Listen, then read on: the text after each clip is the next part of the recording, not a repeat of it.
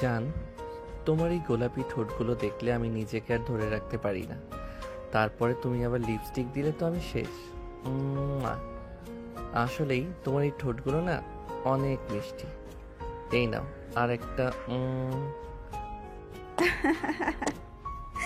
বাবা, নায়ক সাহেব তো দেখি আজকে অনেক রোমান্টিক। নাহিদ ঘুমের মধ্যে বিড়বিড় করে এগুলোই বলছিল। তখনই তার ছোট বোন আনিশা এসে তার মুখে পানি ঢেলে দেয়। এই এই এই কে? নাহিদ তৎক্ষণাৎ উঠে বসে, চোখ মুছতে মুছতে সামনে তাকিয়ে দেখে আনিশা মুখে হাত দিয়ে হাসছে। এ আনিসা, তুই এটা কি করলি? আমি তোর ভাবিকে কিসটাও করতে পারলাম না। ভাইয়া, প্রতিদিনের মতো আজকেও যেসব কথা বলছিলে, এটা যদি আব্বু আম্মুকেও শুনতে পেত তাহলে ভাব কি হতো। তাই বলে তুই আমার মুখে পানি ঢেলে দিবি? তোকে তো আমি সেই কখন থেকে ডেকে যাচ্ছি, কিন্তু তোর ওঠার কোনো নামগন্ধই নেই। তো আমি কি করব? আচ্ছা, এখন নিচে আয়, আম্মু নাস্তা খাওয়ার জন্য ডাকছে। ঠিক আছে, তুই যা, আমি আসছি। নাহিদ তখন বিছানা থেকে নেমে গিয়ে ওয়াশরুমে যায়। দাঁত ব্রাশ করার সময় আকাশ নিজে নিজে সেই স্বপ্নের কথা মনে করে হাসে আর নিজে নিজে বলে, আমি যাকে নিয়ে এত ভাবছি তার মতো কেউ কি আসলেই আছে, নাকি এটা শুধুই একটা কল্পনা? নাহিদ তারপর ফ্রেশ হয়ে নিচে গিয়ে নাস্তার টেবিলে বসে। তখনই তার বাবা বলে, কি ব্যাপার, তোর ঘুম থেকে উঠতে প্রতিদিন এত দেরি হয় কেন? আসলে বাবা, রাতে দেরি করে ঘুম আসে তাই। দেরি করে ঘুম আসে মানে? এটা তো চিন্তার বিষয়। আরে বাবা, ভাইয়া আসলে অনেক রাত পর্যন্ত মোবাইল টিপে তো তাই। আনিশা তখন নাহিদের দিকে তাকিয়ে চোখ মারে। নাহিদ বুঝতে পারে আনিশা তার সাথে মজা নিচ্ছে। আসলে তো সে প্রতিদিন সেই স্বপ্নের কারণে তাড়াতাড়ি উঠতে পারে না। নাহিদের বাবা তখন রেগে বলেন, কি শুনছি এগুলো? আর একদিন যদি শুনি যে তুমি বেশি রাত পর্যন্ত মোবাইল চালাও, তাহলে তোমার মোবাইল নিয়ে নেওয়া হবে। ঠিক আছে বাবা। তখনই পাশ থেকে নাহিদের মা বলেন, কি শুরু করলে তোমরা? তাড়াতাড়ি নাস্তা শেষ করো। সবাই তখন চুপ করে নাস্তা করে। নাস্তা শেষ করে নাহিদ তার রুমে গিয়ে ভার্সিটির জন্য রেডি হয়ে বাসা থেকে বেরিয়ে গ্যারেজে যায়। সেখানে আনিশাও ছিল। ভাইয়া, আজকে তো আমাকে তোর বাইকে করে একটু কলেজ পর্যন্ত ড্রপ করে দে প্লিজ। তোকে আর কয়বার বলবো বলতো? আমি আমার বাইকের পেছনে একমাত্র আমার বউকে ছাড়া অন্য কাউকে উঠাবো না। তাছাড়া তুই তো তোর গাড়িতে করেই যেতে পারিস, আমার পেছনে লেগে আছিস কেন? তুইও তো তোর গাড়িতে করে যেতে পারিস, তাহলে তুই কেন বাইকে করে যাস? বাইকে যাওয়ার ফিলিংস কখনো গাড়িতে আসবে না, সেই জন্য বাইকে করে যাই। আমিও তো এটাই বলছি, আমারও গাড়িতে করে যেতে আর ভালো লাগছে না। তাহলে আব্বুকে বল তোকে একটা বাইক কিনে দিতে। আমাকে আর জ্বালাস না, আমি গেলাম। নাহিদ তখন তার চশমা চোখে লাগিয়ে বাইক নিয়ে গ্যারেজ থেকে বের হয়। আর পেছনে আনিশা তো রাগে ফুঁসছে। নাহিদ তখনই তার বাড়ির গেট দিয়ে বের হয়ে পাশের বাড়ির ওভারটেকারকে তখনই সে দাঁড়িয়ে যায়। নাহিদ চশমা নিচু করে দেখতে পায় ট্রাক থেকে জিনিসপত্র নামিয়ে বাড়িতে ঢোকানো হচ্ছে। আর বাড়ির নাম খান ভিলা থেকে রহমান ভিলা রাখা হয়েছে। ও, রহিম আঙ্কেল তাহলে বাড়িটা বিক্রি করে দিয়েছে। ওনাকে কতবার বারণ করলাম, কিন্তু উনি শুনলেন না। কে জানে কোন রহমানদের কাছে বিক্রি করেছে। নাহিদ তখন আর কিছু না বলে সরাসরি ভার্সিটি চলে যায়। ভার্সিটিতে গিয়ে নাহিদ বাইক পার্ক করতেই তার বন্ধু রাতুল, সিয়াম আর রনি ছুটে আসে। তাদের চোখে দুষ্টুমি আর মুখে হাসি। কি রে দোস্ত, আবার দেরি? তোর তো দেখছি ঘুমের ব্যাধি হয়ে গেল। আরে ধুর বলিস না, আজকেও সেই একই স্বপ্ন, আর তার উপরে আনিসার জ্বালাতন। স্বপ্ন? কোন স্বপ্ন রে? তোর সেই রাজকন্যা নাকি? ধুর বেটা, রাজকন্যা না ছাই, তবে আজ একটু বেশি মিষ্টি ছিল ঠোঁট দুটো। ও, ব্যাপার কি? প্রেম টেম করছিস নাকি? তাহলে বল, আমাদের মিষ্টি খাওয়াবি না? আরে না, কিসের প্রেম? তোরা তো জানিস আমি প্রেম ভালোবাসার ঝামেলাই নেই। এটা শুধু একটা স্বপ্ন, প্রতিদিন দেখি আর ঘুম ভাঙে। বাদ দে এসব, চল ক্লাসে যাই, নয়তো স্যার আবার চোখ রাঙাবে। ওরা তখন ক্লাসের দিকে হাঁটা ধরে। ক্লাস শেষ হওয়ার পর সবাই ক্যান্টিনে যায়। কি রে নাহিদ, তুই নাকি তোর বাইকে বউ ছাড়া আর কাউকে তুলবি না? তোর বোন বলছিল। আরে ওটা তো ওর সাথে মজা করার জন্য বলেছিলাম। আসলে আমি একটু একা থাকতে পছন্দ করি বাইকে। একা থাকতে পছন্দ করিস, আবার স্বপ্নে বউ খুঁজিস? তোর এই বাইকের নেশা কবে যাবে রে? যেদিন আমার স্বপ্নের সেই মেয়েকে পাবো সেদিন এই বাইকের নেশা কেটে যাবে। আচ্ছা, তোর কি মনে হয় তোর স্বপ্নের সেই মেয়েটা বাস্তবে আছে? জানি না রে, তবে যদি থাকে তাহলে আমি তাকে খুঁজে বের করবই। ওরা আরও কিছুক্ষণ ক্যান্টিনে গল্প করে। ক্লাস শেষ হওয়ার পর সবাই যার যার মতো বাড়ির পথে রওনা দেয়। নাহিদ বাইকে করে বাড়ির দিকেই ফিরছিল। বাড়ি ফিরে নাহিদ বাইক পার্কিং করে। যখনই সে বাড়ির ভেতরে ঢোকে তখনই ভেতর থেকে হাসি ঠাট্টার আওয়াজ শুনতে পায়। ড্রয়িং রুমে উকি দিয়ে সে দেখে একজন মহিলা আর একজন পুরুষ তার বাবা মায়ের সাথে বসে হাসাহাসি করছেন। আকাশ ভেতরে ঢুকে সবাইকে সালাম দেয়। এই রহমান, দেখ এটা আমার ছেলে নাহিদ। বাবা, মাশাআল্লাহ, তোর ছেলে তো দেখি খুব বড় হয়ে গিয়েছে। দেখতেও মাশাআল্লাহ অনেক সুন্দর হয়েছে। তো বাবা, কোন ক্লাসে পড়ো তুমি? জি আঙ্কেল, অনার্স প্রথম বর্ষ। বাবা, খুব ভালো। আঙ্কেল আন্টি কিছু মনে করবেন না, আসলে আপনাদের চিনতে পারলাম না। আরে এটাই হচ্ছে তোর রহমান আঙ্কেল। ওই যে মনে আছে, আমি তো সবসময় রহমান নামের এক বন্ধুর কথা বলতাম। উনি কি রহমান আঙ্কেল? হ্যাঁ, উনি রহমান আঙ্কেল। আপনার কথা অনেক শুনেছি আঙ্কেল, বাবা প্রায় আপনার কথা বলে। আর এই প্রথম আপনার সাথে দেখা, অনেক ভালো লাগলো। তাহলে আঙ্কেল আপনারা গল্প করেন, আমি একটু রুমে গিয়ে ফ্রেশ হয়ে আসি। ঠিক আছে বাবা, যাও। নাহিদ তখন তার রুমে চলে যায়। রহমান সাহেব আর তার স্ত্রী বসার ঘরে বসে। ভাইজান আর ভাবি, আপনারা সবাই কিন্তু আজকে আমাদের বাসায় ডিনার করবেন। না ভাবি, আপনাদের বিনা কারণে কষ্ট দেওয়ার কি দরকার আছে কোনো? কি যে বলেন আপনারা, নতুন বাড়িতে উঠেছেন, এখন অনেক কাজ, তাই কষ্ট করে রান্না করার দরকার নেই। আজকে আমাদের বাসায় ডিনার করবেন, আর কোনো না শুনবো না, বলে দিলাম। হ্যাঁ রহমান, তোর ভাবি ঠিক বলেছে, আর কোনো কথা না, তোরা আমাদের বাসায় ডিনার করবি। ঠিক আছে, তুই যখন এত জোর করছিস, আর কি করার। তো তোর ছেলে মেয়ে সম্পর্কে তো কিছু বললি না। আমার একটাই মেয়ে, নাম লামিসা, এবার অনার্স 3য় বর্ষে পড়ে। তো লামিশা মামুনি কোথায়? ও এখন বাড়িতেই আছে, ওর রুম সাজাচ্ছে, সমস্যা নেই, রাতে পরিচয় করিয়ে দিব। এভাবেই তাদের কথোপকথন চলতে থাকে। কিছুক্ষণ পর নাহিদ নিচে নেমে আসে।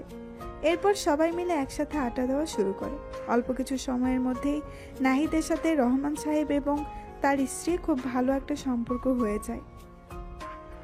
কিছুক্ষণ গল্প করার পর রহমান সাহেব এবং তার স্ত্রী নিজেদের বাড়িতে চলে যান। নাহিদ তখন নিজের রুমে গিয়ে বসে। দেখে তার বন্ধুরা অনেকগুলো কল করেছে, ফোনটা রুমেই ছিল বলে সে রিসিভ করতে পারেনি। তখন নাহিদ তার বন্ধুদের গ্রুপ কল দেয়। আরে আজকে তোদের বলেছিলাম না, রহিম চাচা তার বাড়িটা বিক্রি করে দিয়েছে, আর যে নতুন মালিক উঠেছে সে হচ্ছে আমার বাবার ছোটবেলার বন্ধু। এতক্ষণ ওনাদের সাথেই গল্প করছিলাম। ওহ তাই? আমি তো মনে করেছিলাম তুই আবার সেই স্বপ্ন দেখছিস। আমিও তাই মনে করেছিলাম। তোরা সারাক্ষণ একটা বিষয় নিয়ে কেন মজা করিস বলতো? আরে আজকে তোকে বলতে মনে ছিল না, সামনেই কিন্তু আমাদের স্পোর্টস টুর্নামেন্ট আসছে। কবে? এই তো সামনের মাসের 6 তারিখ। সামনের মাসের 6 তারিখ মানে? তাহলে তো আর মাত্র 10 দিন আছে। হ্যাঁ, 10 দিনই আছে। এবার একটু দেরি করে কম্পিটিশনের ঘোষণা দিয়েছে। তাহলে সবাই প্রস্তুতি নেওয়া শুরু কর। প্রস্তুতি আর কি নিব, শুধু কম্পিটিশনের আগের দিন একটু প্র্যাকটিস করব, এতেই হবে। হ্যাঁ, ওই সব তো ঠিকই আছে। আর একটা কথা বল, যে জার্সি বানাবি কখন? জার্সিগুলো বানাতেও কিন্তু প্রায় 1 সপ্তাহ সময় লেগে যাবে।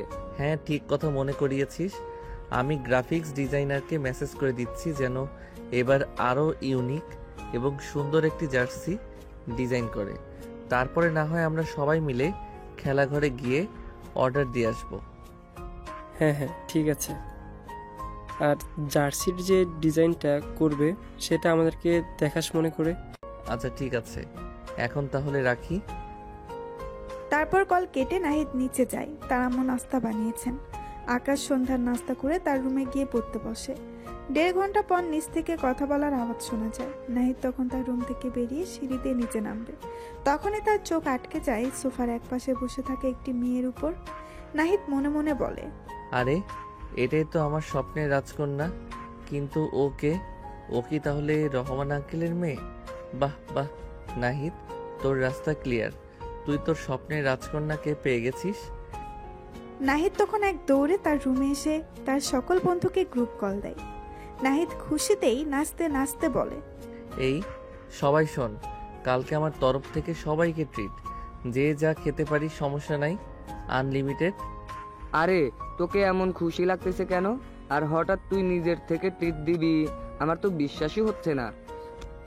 আরে নাহিদ, কি হয়েছে তুই সেটা বলতো। আরে আমি আমার স্বপ্নের রাজকন্যাকে পেয়ে গিয়েছি। কি? তুই কি মজা করছিস নাকি? আরে আমি মজা করব কেন, আমি কি ওকে পেয়ে গিয়েছি? আরে আমার তো বিশ্বাসই হচ্ছে না। তোদের বলেছিলাম না, আমার বাবার ছোটবেলার বন্ধু আমাদের পাশের বাড়িতে উঠেছে, ওনার মেয়ে হচ্ছে আমার সেই স্বপ্নের রানী। এখন মাত্র নিচে যাওয়ার সময় ওকে দেখলাম। দাঁড়া, আমরা এক্ষুনি আসছি।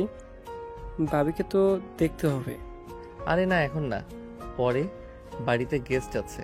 এত বড় একটা খবর, তীর তো তাহলে নিতেই হবে। হ্যাঁ নাহিদ, কালকে রেডি থাকিস, পকেট গরম করে আসিস, কারণ আমরা সবাই কালকে সকালে নাস্তা করা ছাড়া আসবো। তোর পকেট পুরো ফাঁকা করে দিব। আরে তোর আমার ব্যাংক ব্যালেন্স খালি করে দিলেও সমস্যা নেই, আমি যে কি খুশিতে আছি সেটা তোরা বুঝবি না। হ্যাঁ হ্যাঁ, আমরা তো বুঝতেই পারছি কেমন খুশিতে আছিস। তখনই আনিশা নাহিদকে ডাকতে ডাকতে তার রুমে আসে। তখন নাহিদ তার বন্ধুদেরকে বলে, আচ্ছা তাহলে এখন রাখি, আনিসা ডাকছে, দেখি কি হয়েছে। এই কথা বলে নাহিদ বাকিদের কিছু বলার সুযোগ না দিয়ে কল কেটে দেয়। তখন আনিশা নাহিদের পেছন থেকে এসে বলে, ভাইয়া ডিনার করবি না নাকি? আম্মু সে কখন থেকে তোকে ডাকছে, তুই কি কানে শুনতে পাস না? না, তখন শুনতে পাইনি। আচ্ছা চল। তারপর তারা নিচে যাচ্ছিল। তখন নাহিদ আনিশাকে জিজ্ঞেস করে, আচ্ছা একটু আগে এসে দেখলাম একটা মেয়ে, সে কে? ও তুই কি লামিসা আপুর কথা বলছিস? এই লামিসা আপু আবার কে? নাহিদ তখন আর কিছু বলল না। নাহিদ মনে মনে বলে, ও তাহলে ওর নাম লামিসা। লামিসার কথা ভাবতে ভাবতেই নাহিদ নিচে যায়। সবাই ডাইনিং রুমেই বসেছিল। নাহিদের মা নাহিদকে ডাক দেয়। নাহিদ তখন গিয়ে লামিসার পাশে চেয়ারে বসে। নাহিদ বাবা, ও হচ্ছে আমার একমাত্র মেয়ে লামিসা, এবার অনার্স 3য় বর্ষে পড়ে। হ্যালো আপু, আমি নাহিদ, অনার্স 1ম বর্ষে পড়ি। জি, আমি লামিসা। আচ্ছা নাহিদ বাবা, শোনো, আমরা তো সবাই এখানে নতুন, লামিসা এখানে কিছুই চেনে না, ও তোমাদেরই ভার্সিটিতে ভর্তি হবে। তুমি কালকে একটু কষ্ট করে ওকে তোমার সাথে নিয়ে গিয়ে ভর্তি করিয়ে দিও। ঠিক আছে আঙ্কেল, কোনো সমস্যা নেই। আপু আপনি 10টার আগে রেডি থাকেন, আমি আপনাকে রিসিভ করে নিয়ে যাব। লামিসা শুধু মাথা নাড়ায়, মুখে কিছু বলে না। আর বাবা, আর একটা কথা, কিভাবে যে বলি, তুমি যদি কিছু মনে না করো তাহলে প্রতিদিন লামিসাকে তোমার সাথে করে ভার্সিটিতে নিয়ে যেও, আবার একসাথেই তোমরা চলে এসো। বর্তমান সমাজের যে অবস্থা, মেয়েদের কোনো সুরক্ষাই নেই, আমি না কাউকেই ভরসা করতে পারছি না, তাই তোমাকে বললাম তুমি প্লিজ একটু কষ্ট করো। আরে আঙ্কেল, আপনি এভাবে রিকোয়েস্ট করছেন কেন? আপনি আমার বাবার ফ্রেন্ড, মানে আমার বাবার মতোই। আপনি আমাকে ছেলে মনে করে আদেশ করবেন আর আমি সেটা পালন করব। হ্যাঁ রহমান, নাহিদ একদম ঠিক কথা বলেছে। এভাবেই গল্প করতে করতে সবাই খাবার খাচ্ছিল। লামিসা যেহেতু নাহিদের পাশেই ছিল, নাহিদ ঠিক করে লামিসাকে দেখতে পাচ্ছিল না। সবাই সামনেই ছিল, কিন্তু মাঝে মাঝে পানি খাওয়ার বাহানায় লামিসার দিকে ফিরে। লামিসা এবং কেউ এটা বুঝতে পারে না। এভাবেই খাওয়া দাওয়া শেষ হয়ে যায়। লামিসারা সবাই তাদের বাড়িতে চলে যায়। নাহিদ তার রুমে এসে শুয়ে পড়ে। বিছানায় শুয়ে নাহিদ লামিসার কথাই ভাবছিল। এই মেয়েটা কি সত্যি আমার স্বপ্নের রাজকন্যা? দেখতে তো ঠিক ওর মতোই লাগছে, কিন্তু এত শান্ত কেন? আর একটু কথা বলে না। যাই হোক, কালকে তো ভার্সিটিতে নিয়ে যেতে হবে, তখন নিশ্চয়ই আরও কথা হবে। আর প্রতিদিন একসাথে যাওয়া আসা, এটা তো দারুণ সুযোগ। আমাকে ওর মন জয় করতেই হবে, কিন্তু কিভাবে করব? ওর মনে কি আছে কে জানে। তারপর নাহিদ কোলবালিশ জড়িয়ে ধরে ঘুমিয়ে যায়। দেখতে দেখতে সকাল হয়ে যায়। নাহিদ বিছানা থেকে উঠে সুন্দরভাবে রেডি হয়ে তার বাইক নিয়ে লামিসার বাড়ি চলে যায়। বাইক রেখে বাড়ির ভেতরে গেলেই লামিসার মা বলেন, বসে পড়ে। আরে নাইট বাবা, তুমি চলে এসেছো? জি আন্টি। লামিসা আপু কোথায়?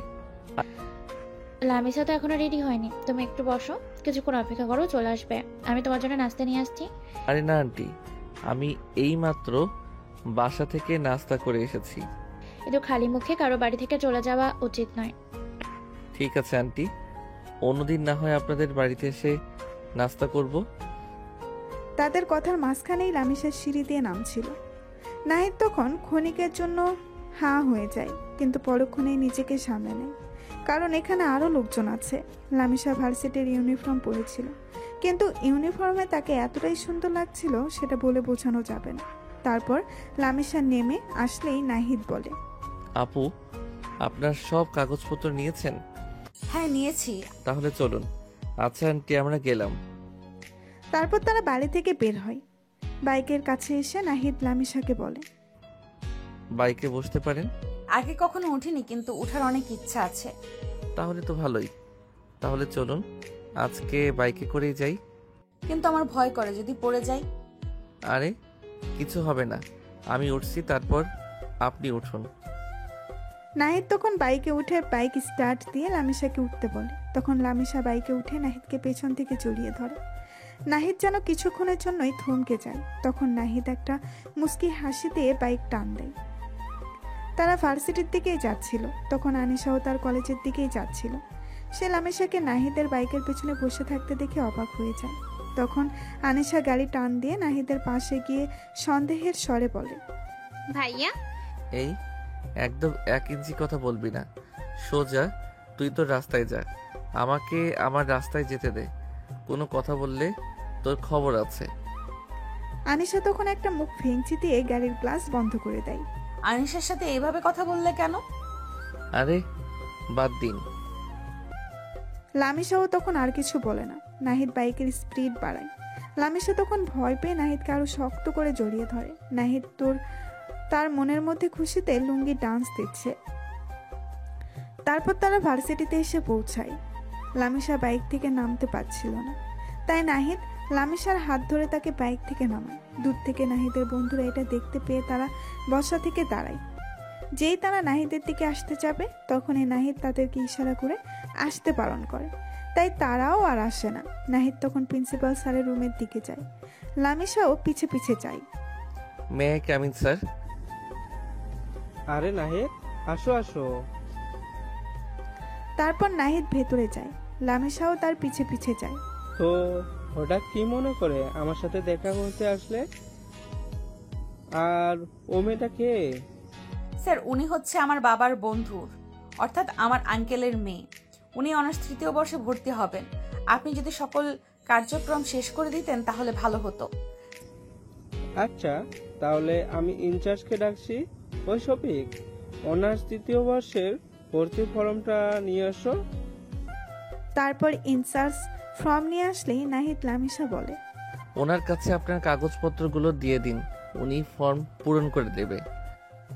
লামিসা তখন ইনচার্জের কাছে তার কাগজপত্রগুলো দিয়ে দেয়। ইনচার্জ ফর্ম পূরণ করছিল, তখন প্রিন্সিপাল স্যার নাহিদকে বলে, আচ্ছা, আমার তো বলতে মনে নেই, তোমার দলের পরিস্থিতি কেমন? আর মাত্র 10 দিন আছে। আরে স্যার, আগের দিন রাতে একটু প্র্যাকটিস করব, ওইটাই যথেষ্ট। আপনার কি মনে হয় কেউ কি আমার দলের সাথে টক্কর দিতে পারবে? নাহিদ, তোমার কথা ঠিক হলেও এটা কিন্তু একটু অহংকার হয়ে যাচ্ছে, আর অহংকার পতনের মূল। স্যার, এটা আমার অহংকার নয়, এটা আমার আত্মবিশ্বাস যে আমাকে কেউ হারাতে পারবে না। আর এক্ষেত্রে অহংকার পতনের মূল হলে আত্মবিশ্বাস সাফল্যের মূল। তোমার সাথে কোথায় পারা যাবে না। আচ্ছা থাক, তোমাদের সবার জন্য শুভেচ্ছা রইল। ভালো করে পারফর্ম করবে, আমার তোমার উপর ভরসা আছে। আশা করি এবারও আমাদের ভার্সিটির মুখ উজ্জ্বল করবে। জি স্যার, আপনার দোয়াই আমাদের কাম্য। লামিসা তো সেখানেই তাদের কথা কিছুই বুঝতে পারছিল না। তারা কি নিয়ে কথা বলছিল সে ওটাও বুঝতে পারছিল না। তারপর ফর্ম পূরণ শেষ করে সব কাজ শেষে নাহিদ প্রিন্সিপাল স্যারের রুম থেকে তাদের বিদায় জানিয়ে লামিসাকে নিয়ে বেরিয়ে আসে। তখন লামিসা বলে, স্যার এতক্ষণ কিসের কথা বলছিল? কিভাবে ভার্সিটির মুখ উজ্জ্বল করবে? আগামী মাসের 6 তারিখ আসুক, তাহলে নিজেই দেখতে পারবেন। লামিসা তখন আর কিছু বলে না। নাহিদ লামিসাকে তার ক্লাসে পৌঁছে দিয়ে বলে, ভার্সিটি শেষে গেটের কাছে আমার জন্য অপেক্ষা করিলেন। লামিসা মাথা নাড়িয়ে তার ক্লাসে চলে যায়। নাহিদ তখন তার ক্লাসের দিকেই যাচ্ছিল। তখনই পেছন থেকে তার বন্ধুরা সবাই এসে তাকে ঘিরে ধরে। আরে আরে, কি করছিস তোরা? আরে ওই পুরোটাকে যাকে বাইকের পেছনে করে বসিয়ে নিয়ে আসলে। কতবার বললাম, তারপরও কখনো আমাদের কাউকে বসাসনি।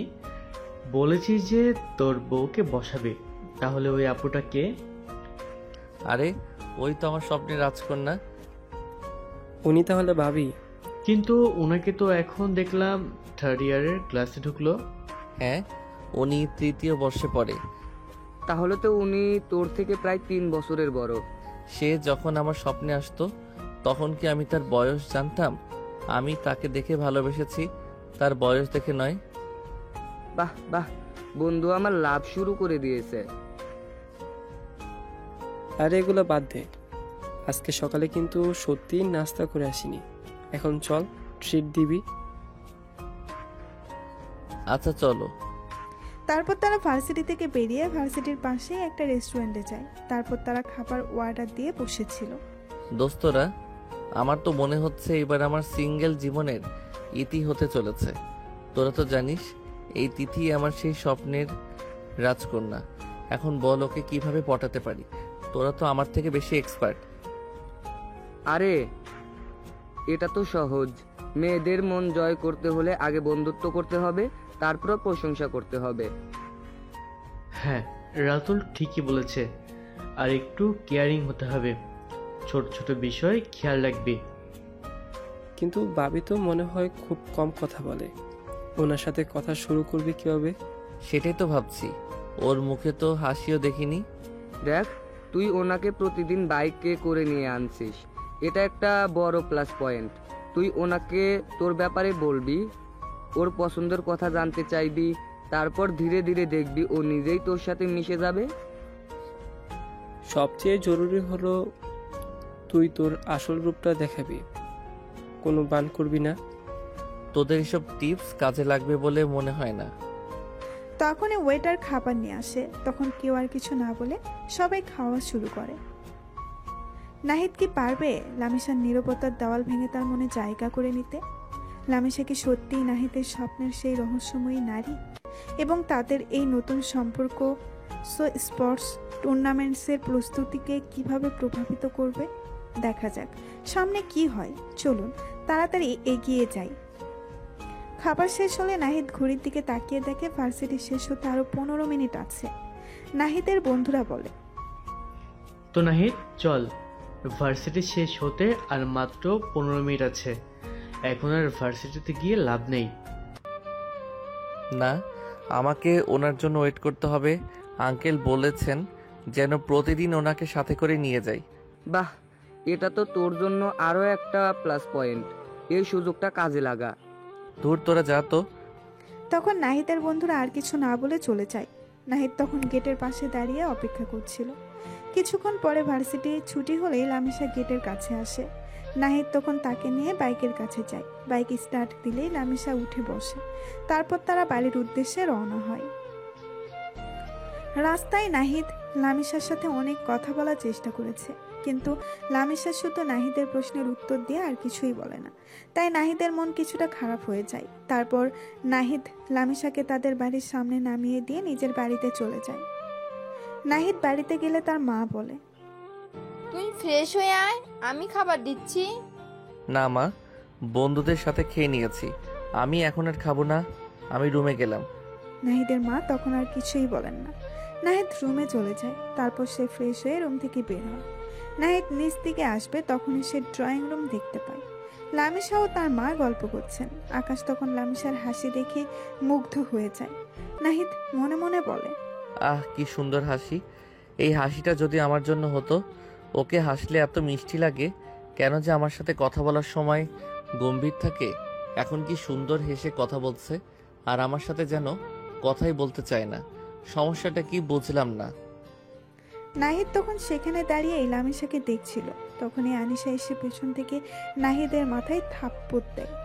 এতক্ষণ ধরে কিন্তু সব দেখেছি, আর আজকে সকালে তো দেখলামই। তুই কি আবার লামিসা আপুর উপর ক্রাশ খেলি নাকি? আপু কিন্তু আসলেই অনেক সুন্দরী। একদম কানের নিচে একটা দিব, 3 দিন কানে শুনতে পাবি না। নাহিদ তখন আর কিছু না বলে তার রুমে চলে আসে। রুমে এসে খাটের সাথে হেলান দিয়ে মনে মনে ভাবছিল, লামিসাকে তো দেখেই মনে হয়েছিল আমার স্বপ্নের রাজকন্যা, কিন্তু ওর ব্যবহারটা কেমন যেন, এত কম কথা বলে কেন? ও কি আমাকে পছন্দ করে না, না কি ও এমনই? আমার তো ওকে জানতে হবে, ওর মনের ভেতরে কি আছে সেটা আমাকে খুঁজে বের করতেই হবে। এই রহস্যময় মেয়েটাই আমাকে আরো বেশি টানছে। নাহিদ লামিসার কথা ভাবতে ভাবতে বিছানায় শুয়ে পড়ে। নাহিদ কি লামিসার এই রহস্য ভেদ করতে পারবে? লামিসার নীরবতার পেছনে কি কোনো কারণ লুকিয়ে আছে, এবং তাদের এই সম্পর্ক কোন দিক মোড় নেবে? চলুন আমরা আরো এগিয়ে যাই। কিন্তু দর্শক, আপনারা যারা এখনো কোনো লাইক কমেন্ট করেননি, তারা কিন্তু অবশ্যই একটু কষ্ট করে লাইক কমেন্ট করে আপনাদের বন্ধুদের কাছে শেয়ার করে দিবেন।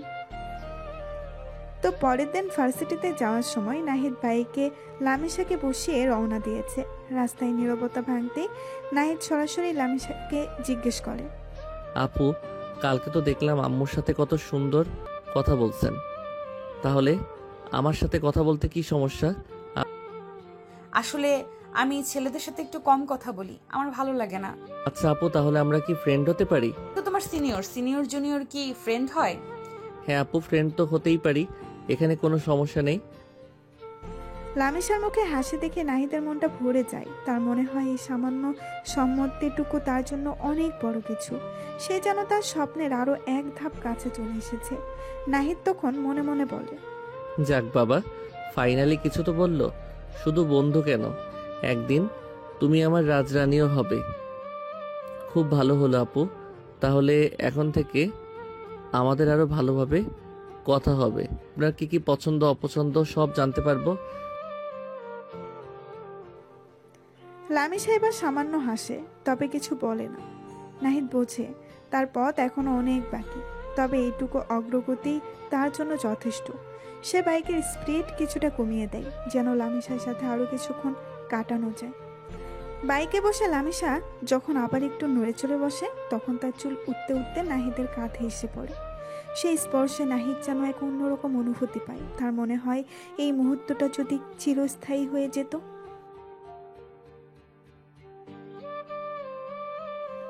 তারপর তারা ভার্সিটিতে এসে পৌঁছায়। এভাবেই দিনগুলো কেটে যাচ্ছিল। নাহিদ লামিসার সাথে কথা বলার চেষ্টা করত, কিন্তু লামিসা নাহিদের সাথে তেমন কথা বলতো না। দেখতে দেখতেই স্পোর্টস টুর্নামেন্টের দিন চলে আসে। আজ 5 তারিখ, আগামীকাল টুর্নামেন্ট। রাতে নাহিদ তার বন্ধুদের রাতুল, সিয়াম আর রনিকে নিয়ে তাদের বাড়ির ছাদে বসে প্র্যাকটিস করছিল। চারপাশে হালকা শীতের বাতাস বইছে, আর তারা গেমে মগ্ন। কি রে দোস্ত, তোর কি মনে হয় এবারও আমরা চ্যাম্পিয়ন হতে পারবো? কম্পিটিশন কিন্তু এবার অনেক টাফ হবে মনে হচ্ছে। আরে ধুর, আমি থাকতে চিন্তা করছিস কেন? আমার উপর ভরসা রাখ, প্র্যাকটিস কেমন হচ্ছে সেটাই দেখ। আমাদের টিম ওয়ার্কটাই আসল। টিম ওয়ার্ক তো ঠিক আছে, কিন্তু প্রতিপক্ষ তো কম শক্তিশালী না। গতবারের ফাইনালিস্টরাও আছে। আরে বাবা, এত টেনশন করছিস কেন? আমরা তো সব সময় শেষ রাতে প্র্যাকটিস করি আর বাজিমাত করি, এবারও তাই হবে। একদম ঠিক বলেছিস রনি, আমাদের স্ট্র্যাটেজি আর স্কিলই যথেষ্ট। দেখিস কালকে আমরাই ট্রফি জিতবো। শুধু আমাদের জার্সির ডিজাইনটা কেমন হয়েছে সেটা নিয়ে একটু টেনশন হচ্ছে।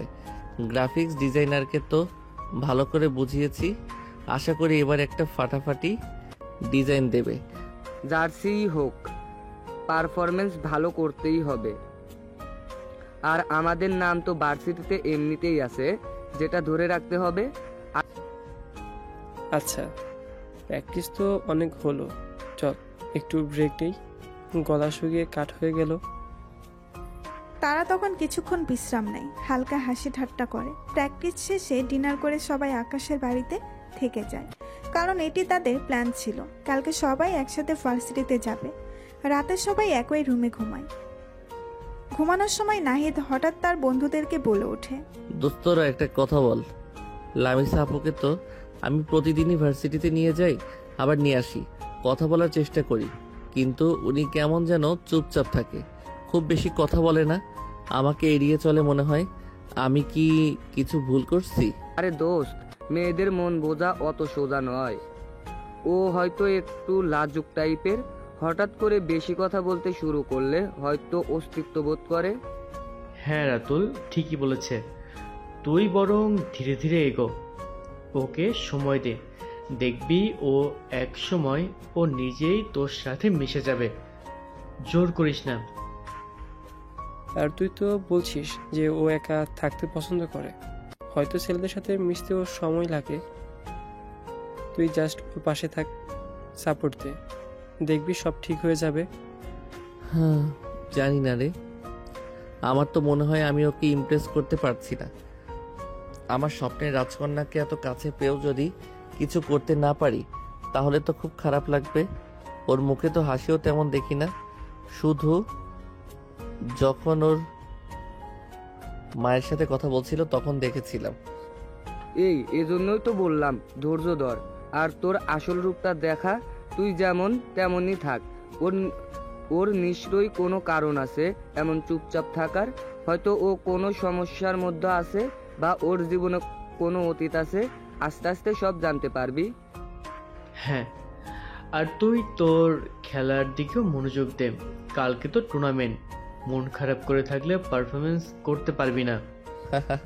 ঠিক বলেছিস, কালকে তো আগে টুর্নামেন্ট জিততে হবে, তারপর না হয় তোদের ভাবির মন জেতার চেষ্টা করব। বন্ধুরা তখন নাহিদের কথাই হেসে ওঠে। তাদের এই কথোপকথন পর সবাই ক্লান্ত শরীর নিয়ে ঘুমিয়ে পড়ে। নাহিদের মনে তখনও লামিসার রহস্যময় নীরবতা আর তার মন ছয়ের চিন্তা ঘুরপাক খাচ্ছিল। পরের দিন সকাল, ডাইনিং টেবিলে সবাই নাস্তা করছিল। নাহিদের বাবা মা তাদের এবং তাদের বন্ধুদের অনুপ্রেরণা দিচ্ছিল।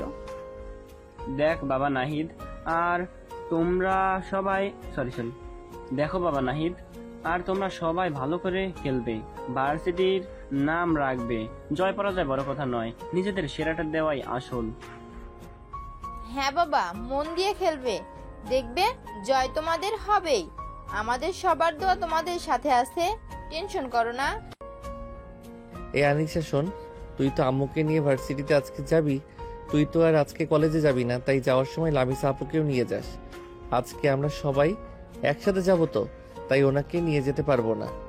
এই ঠিক আছে ভাইয়া, তুমি কোনো চিন্তা করো না, তুমি তোমার খেলায় ভালো করে মনোযোগ দাও। তারপর নাস্তা করে আনিশা ও তার মা গাড়ি নিয়ে বেরিয়ে পড়েন। নাহিদের বাবা যেতে পারবেন না, কারণ তার অফিস আছে। আনিশা আর নাহিদের মা একটু আগেই বেরিয়েছেন, কারণ তারা এখন লামিসার বাসায় যাবেন। নাহিদ এবং তার বন্ধুরা বাড়িতে অপেক্ষা করছিল, কারণ তাদের জার্সি আসার কথা, কিন্তু এখনো আসেনি। ঠিক তখনই কলিং বেলের আওয়াজ শোনা যায়। নাহিদ দ্রুত দরজা খুলতেই দেখে ডেলিভারি ম্যান তাদের কাঙ্ক্ষিত জার্সির প্যাকেট নিয়ে দাঁড়িয়ে আছে। নাহিদ আনন্দের সাথে প্যাকেটটা হাতে নেয়। দেখ, জার্সি চলে এসেছে। সবাই মিলে দ্রুত প্যাকেট খোলে। জার্সির ডিজাইন দেখে তারা সবাই মুগ্ধ হয়ে যায়। প্রতিটি জার্সিতে ডার্ক ব্লু আর কালো রঙের কম্বিনেশন, আর তাতে উজ্জ্বল গোল্ডেন রং, তাদের টিমের নাম ইনফিনিটি ওয়ারউইন্স লেখা।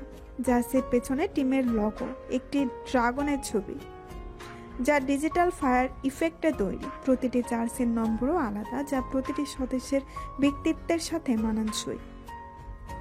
ওয়াও, এবারের ডিজাইনটা তো ফাটাফাটি হয়েছে রে, একদম ইউনিক।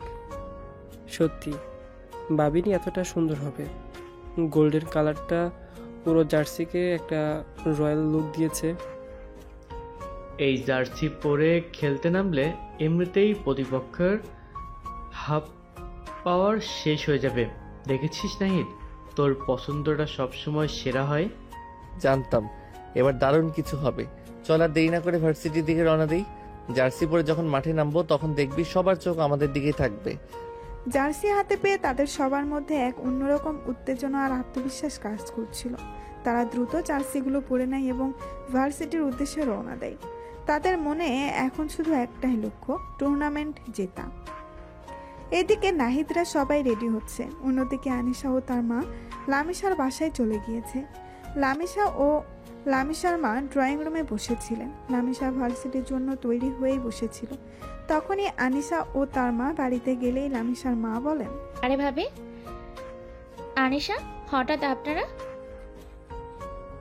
হ্যাঁ, আসলাম আর কি। আসলে আজকে নাহিদ লামিশাকে ভার্সিটিতে নিয়ে যেতে পারবে না, আর আমরা ভার্সিটিতে যাব, তো তাই আমাদের সাথে লামিশাকে নিয়ে যাব। হঠাৎ আপনারা ভার্সিটিতে যাবেন? কিছু কি হয়েছে নাকি? আরে আন্টি, কিচ্ছু হয়নি। আজকে ভাইয়াদের ভার্সিটিতে স্পোর্টস টুর্নামেন্ট হবে, আমরা সেখানে ভাইয়ার টিমের খেলা দেখতে যাব। ও, নাহিদ বাবা অংশগ্রহণ করেছে? হ্যাঁ আন্টি, ভাইয়া টানা 4 বারের চ্যাম্পিয়ন। মার্শাল্লাহ, আমি তো জানতাম না নাহিদের এত গুণ আছে। এখন তো আমারও যেতে ইচ্ছে করছে। তাহলে চলুন ভাবি। আচ্ছা ভাবি, আনিশা তোমরা বসো, আমি 5 মিনিটে রেডি হয়ে আসছি। হ্যাঁ। তারপর লামিশার মা গিয়ে রেডি হয়ে আসেন। তারপর তারা সবাই গাড়িতে উঠে বসে আর সোজা ভার্সিটিতে চলে যায়। আজকে সারা ভার্সিটি সুন্দর করে সাজানো হয়েছে, চারিদিকে বিভিন্ন টিমের ব্যানার লাগানো। তিথি গাড়ি থেকে নেমে ভার্সিটির মেইন বিল্ডিংয়ে নাহিদের টিমের ছবি দেখে কিছুক্ষণ তাকিয়ে থাকে। তখনই তারা দেখে নাহিদ তার বন্ধুদের নিয়ে গাড়িতে করে ভার্সিটিতে প্রবেশ করছে। তারা গাড়ি পার্কিং করে এদিকে আসে। নাহিদ তখন লামিশার মাকে বলে, আন্টি দোয়া করবেন আমাদের জন্য। হ্যাঁ বাবা, তোমাদের সবার জন্য দোয়া রইল।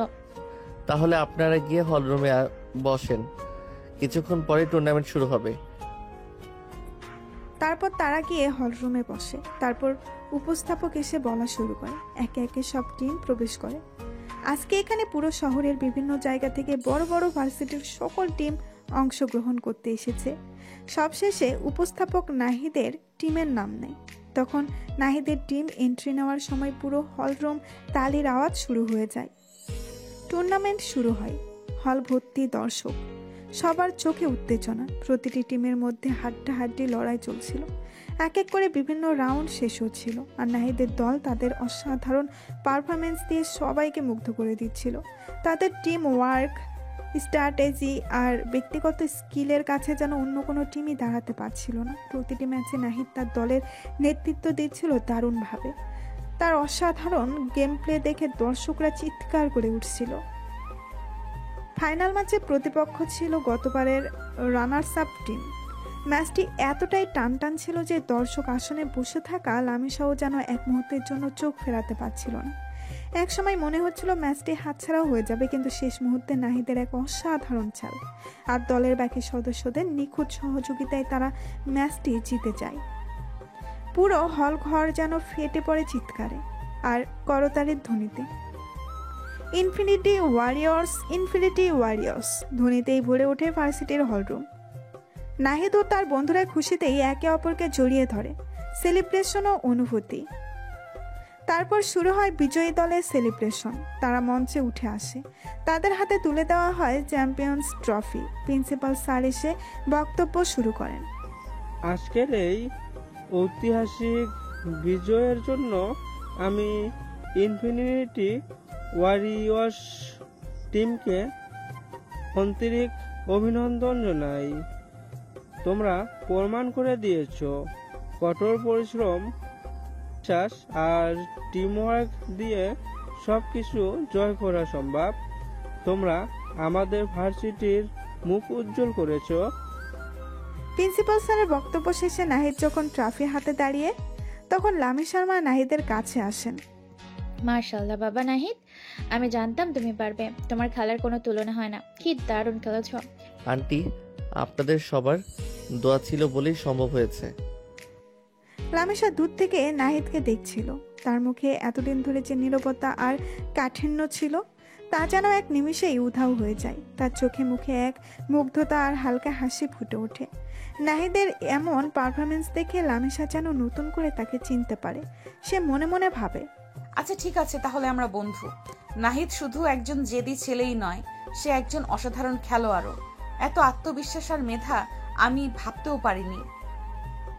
লামিশার মনে নাহিদের প্রতি একটা নতুন অনুভূতি জন্ম নেয়, যা সে আগে কখনো অনুভূত করেনি। টুর্নামেন্টসের উত্তেজনা শেষ হওয়ার পর আবার আগের মতো দিন কাটাতে শুরু করে। নাহিদ প্রতিদিন লামিশাকে বাইকে করে ভার্সিটিতে নিয়ে যায়, আবার ফিরিয়ে আনে, কিন্তু লামিশার নীরবতা যেন ভাঙতেই চায় না। প্রতিদিন নাহিদ লামিশার সাথে কথা বলার চেষ্টা করে। আপু, আজকের ক্লাসগুলো কেমন লাগলো? কিছু বুঝতে সমস্যা হয়নি তো? না, সব ঠিক ছিল। আচ্ছা আপু, আপনার ফেভারিট কালার কি? নীল। আপনার কি গান শুনতে ভালো লাগে? কোন ধরনের গান পছন্দ করেন? শুনি, সব ধরনের গানই ভালো লাগে। এভাবেই নাহিদ একের পর এক প্রশ্ন করে আর লামিশার সংক্ষিপ্ত উত্তরে কেটে যায় তাদের ভার্সিটির যাতায়াত। নাহিদ বারবার চেষ্টা করে লামিশার সাথে একটা সহজ কথোপকথন শুরু করতে, কিন্তু লামিশা যেন একটা অদৃশ্য দেওয়াল তুলে রেখেছে। বাইকে বসেও সে নাহিদের দিকে তেমন একটা ফেরে না, কিংবা তার চোখের দিকে তাকিয়ে কথা বলে না। নাহিদের মনে হয় লামিশা যেন তাকে ইচ্ছে করে এড়িয়ে চলছে। তার মনে হতাশা জন্ম নিতে শুরু করে। এক বিকেলে ভার্সিটি থেকে ফেরার পথে বৃষ্টি শুরু হয়। নাহিদ দ্রুত বাইকের গতি বাড়িয়ে দেয়, যেন লামিশা ভিজে না যায়। আপু, বেশি ভিজছেন না তো? ঠান্ডা লেগে যেতে পারে। তুমি তো নিজেই ভিজতেছো। লামিশার এই সামান্য কথায় আকাশ যেন একটু আশার আলো দেখতে পায়। এই প্রথম লামিশা তার নিজের বিষয়ে কিছু বলল, কিন্তু পরক্ষণেই লামিশা আবার চুপ হয়ে যায়, আর নাহিদও আর কথা বাড়ায় না। সেদিন রাতে লামিশা নিজের রুমে বসে নাহিদের কথাই ভাবছিল। এই ছেলেটা কেমন যেন, এত কথা বলতে চায় আর প্রতিদিন আমার জন্য অপেক্ষা করে। এত জেদি একটা ছেলে, আবার এত ভালো খেলতেও পারে, কিন্তু ওর কথা বলতে গেলেই আমার কেমন যেন অস্বস্তি হয়। ছেলেদের সাথে কথা বলতে আমার ভালো লাগে না, কিন্তু নাহিদ যখন আমার দিকে তাকায় তখন আমার বুকটা কেমন করে ওঠে। ও কি সত্যি আমাকে পছন্দ করে? ওর চোখ দেখে তো তাই মনে হয়, কিন্তু আমি কি ওর যোগ্য? আমার তো মনে হয় আমি অনেক রাগী আর চুপচাপ। ও কেন আমাকে এত গুরুত্ব দিচ্ছে? লামিশা নাহিদের দিকে তাকিয়ে দেওয়ালে ঝোলানো টুর্নামেন্টসের পুরস্কারের ছবিটা দেখে। ও কি জানে আমি ওর খেলা দেখতে গিয়েছিলাম? ওর আত্মবিশ্বাস, ওর জেদ, ওর জয় সবকিছু আমাকে মুগ্ধ করেছে। কিন্তু আমি কি পারবো ওর মতো করে মিশতে? আমার ভেতরের এই নীরবতা ভাঙতে পারবো? এইদিকে নাহিদও নিজের রুমের বিছানায় শুয়ে লামিশার কথাই ভাবছিল। লামিশা এত কম কথা কেন বলে? ও কি আমাকে পছন্দ করে না, নাকি ওর জীবনে এমন কিছু ঘটেছে যার জন্য ও ছেলেদের সাথে মিশতে চায় না? ওর নীরবতা আমাকে আরো বেশি করে ওর দিকে টানে। ওর চোখে যে গভীরতা দেখেছি তাতে মনে হয় ওর ভেতরে অনেক কথা লুকানো আছে। আমি ওকে ভালোবাসতে শুরু করেছি, কিন্তু কিভাবে ওর মনে পৌঁছাবো? আমি কি ওর রাগ ভাঙাতে পারবো? আমার স্বপ্নের রাজকন্যাকে এত কাছে পেয়েও যদি ওর মন আমার স্বপ্নের রাজকন্যাকে এত কাছে পেয়েও যদি ওর মন জয় করতে না পারি, তাহলে তো কোনো মানেই হয় না। আমাকে আরও চেষ্টা করতে হবে। ওর মন জয় করার একটা পথ আমাকে খুঁজেই বের করতে হবে। লামিশার নীরবতার পেছনে কি কোনো রহস্য লুকিয়ে আছে? নাহিদ কি পারবে সেই রহস্য ভেদ করে তিথির মনে জায়গা করে নিতে? তাদের সম্পর্কের কি একটা সুন্দর পূর্ণতা পাবে, নাকি ঘটবে অন্য কিছু? আরে রাইটাররা কি আকর্ষণ লাগাচ্ছে, চাইলেও গল্প স্কিপ করা যাচ্ছে না। চলুন দর্শক, সামনে এগিয়ে যাই। আমার তো আর তর সইছে না। দিন পেরিয়ে রাত আসে, রাত পেরিয়ে সকাল। নাহিদ আর লামিশার জীবন যেন এক বৃত্তের মধ্যেই ঘুরছে। প্রতিদিনের মতো নাহিদ লামিশাকে বাইকে করে ভার্সিটিতে আনা নেওয়া করে, কথা বলার চেষ্টা করে। আর লামিশা সেই সংক্ষিপ্ত উত্তর আর নীরবতার ঘেরাটোপে আটকে থাকে। নাহিদের মনে হতাশা বাসা বাঁধতে শুরু করেছে। তার মনে হয় লামিশাকে হয়তো সে কোনোদিনই পুরোপুরি চিনতে পারবে না। একদিন নাহিদ বন্ধুদের সাথে ক্যান্টিনে বসে লামিশার ব্যাপারে কথা বলছিল। হ্যাঁ দোস্তরা আর পারছি না। লামিসা আপুটা কেমন যেন, এত কথা বলার চেষ্টা করি কিন্তু সব সময় চুপচাপ থাকে। আমার তো মনে হচ্ছে আমি কোনোদিনই ওর মনের কাছে পৌঁছাতে পারবো না। কিরে, এভাবে ভেঙে পড়লে চলে? এত সহজে হাল ছেড়ে দিলে হবে? তুই না বললি আত্মবিশ্বাস সাফল্যর মূল্য? হ্যাঁ রে নাহিদ, তোর তো ধৈর্য অনেক বেশি। লামিশা আপু হয়তো এমনই, ওকে সময় দে। এক কাজ করতে পারিস, ও যখন কথা বলতে চায় না তখন ওকে কিছু লেখার জন্য বলতে পারিস। যেমন ওর পছন্দের জিনিসগুলো একটা খাতায় লিখে দিতে বল, তাহলে অন্তত ওর ভিতরের কিছু কথা জানতে পারবি। লেখার জন্য দারুণ আইডিয়া, এটা তো মাথায় আসেনি। হ্যাঁ, বা ওকে তোর বাইকের পেছনে বসিয়ে কোনো সুন্দর জায়গায় ঘুরতে নিয়ে যা, যেখানে শান্ত পরিবেশ, হয়তো সেখানেও নিজেই থেকেই কথা বলবে। হ্যাঁ এইটা ভালো হবে। না না, ঘুরতে যাব না, তাহলে আবার আঙ্কেল আন্টি কিছু মনে করতে পারেন। লেখার আইডিয়াটাই ভালো। ঠিক আছে বাবা, তোমার প্ল্যান অনুযায়ী কাজ হবে। হ্যাঁ বলো। ধুর, তোরা না থাকলে কি আর আইডিয়া পাবো? চল তোরাও আসবি, কিন্তু লামিসা আপুকে বলতে পারবি না যে তোরাও আসবি। তোরা একটু দূরে দূরে থাকবি, যেন মনে হয় আমি আর ও একা আছি। আপু একটা কথা বলবো, যদি কিছু মনে না করেন। আসলে আপনি তো তেমন কথা বলেন না। আমার মনে হয় আপনার ভেতরে অনেক কিছু আছে যা হয়তো আপনি বলতে চান না। যদি আপনার কোনো সমস্যা না থাকে তাহলে আপনার পছন্দের কিছু জিনিস, যেমন প্রিয় বই, প্রিয় গান, প্রিয় রং বা এমন যে কোনো কিছু যা আপনার ভালো লাগে একটা কাগজে লিখে দিতে পারেন। আমার বিশ্বাস এতে আমাদের বন্ধুত্বটা আরও ভালো হবে। আচ্ছা, চেষ্টা করব। দারুণ, তাহলে কালকে নিয়ে আসবেন কেমন? নাহিদ সামান্য হেসে সম্মতি জানায়। নাহিদের মন খুশিতে ভরে যায়। সে ভাবে হয়তো এই ছোট্ট পদক্ষেপই লামিশার নীরবতার দেওয়াল ভাঙার প্রথম চাবিকাঠি। এই অনুরোধ কি লামিশার মনে কোনো পরিবর্তন আনবে? পরের দিন সকাল, নাহিদ লামিশাকে বাইকে করে ভার্সিটিতে নিয়ে যাচ্ছিল। বাইক চলতে চলতেই লামিশা শান্তভাবে নাহিদের দিকে একটা ভাঁজ করা কাগজ এগিয়ে দেয়। এই নিন। এটা কি আপু? আপনার যা জানতে ইচ্ছে হয়েছিল। নাহিদ আনন্দে প্রায় চেঁচিয়ে উঠতে গিয়েও নিজেকে সামলে নেয়। লামিশার এই সামান্য উদ্যোগেই তার কাছে অনেক বড় কিছু। সে ভাবে আমার স্বপ্নের রাজকন্যা তার নীরবতা ভাঙতে শুরু করেছে। ভার্সিটি শেষে বাড়ির পথে ফিরছিল নাহিদ আর লামিশা। আপু, আপনার প্রিয় গান আমার সোনার বাংলা, দারুণ তো। এটা আমারও খুব পছন্দের। আর আপনার পছন্দের রং নীল আর গোলাপি। নীল তো বাইকে আসার সময় বুঝেছিলাম, কিন্তু গোলাপি? আপনার তো সবসময় ইউনিফর্ম বা সালোয়ার কামিজ দেখি। আমার রুমে বেশিরভাগ জিনিস গোলাপি রঙের। লামিশার কথা শুনে নাহিদ মনে মনে বলে, ইস, যদি দেখতে পেতাম। নাহিদ তখন লামিশার কথার উত্তরে বলে, ও তাই বুঝি। আচ্ছা, আপনি কি গল্পের বই পড়েন? কোন ধরনের গল্প আপনার ভালো লাগে? রহস্য আর থ্রিলার। সত্যি? আমারও। তাহলে তো আমাদের অনেক কিছু নিয়ে কথা বলার আছে। লামিশা সামান্য হেসে চুপ হয়ে যায়। নাহিদ বুঝে লামিশা এখনো পুরোপুরি সহজ হয়নি, কিন্তু এইটুকু কথোপকথনই তার জন্য অনেকটা। লামিশার নীরবতার আড়ালে যে একটা ভিন্ন জগৎ আছে তার সামান্য ঝলক দেখে নাহিদ আরো বেশি আগ্রহী হয়ে ওঠে। রাত 10টার দিকে নাহিদ তার বন্ধুদের সহ লামিশাদের বাড়িতে যায়। লামিশার মা আগে থেকেই তাদের জন্য দরজা খুলে অপেক্ষা করছিলেন। তারা গিয়ে সোজা ছাদে চলে যায়। সবাই মিলে তখন সুন্দরভাবে ছাদটা সাজায়। রঙিন বাতি, বেলুন আর জন্মদিনের ব্যানার দিয়ে ছাদটা এক উৎসব মুখর রূপ ধারণ করে।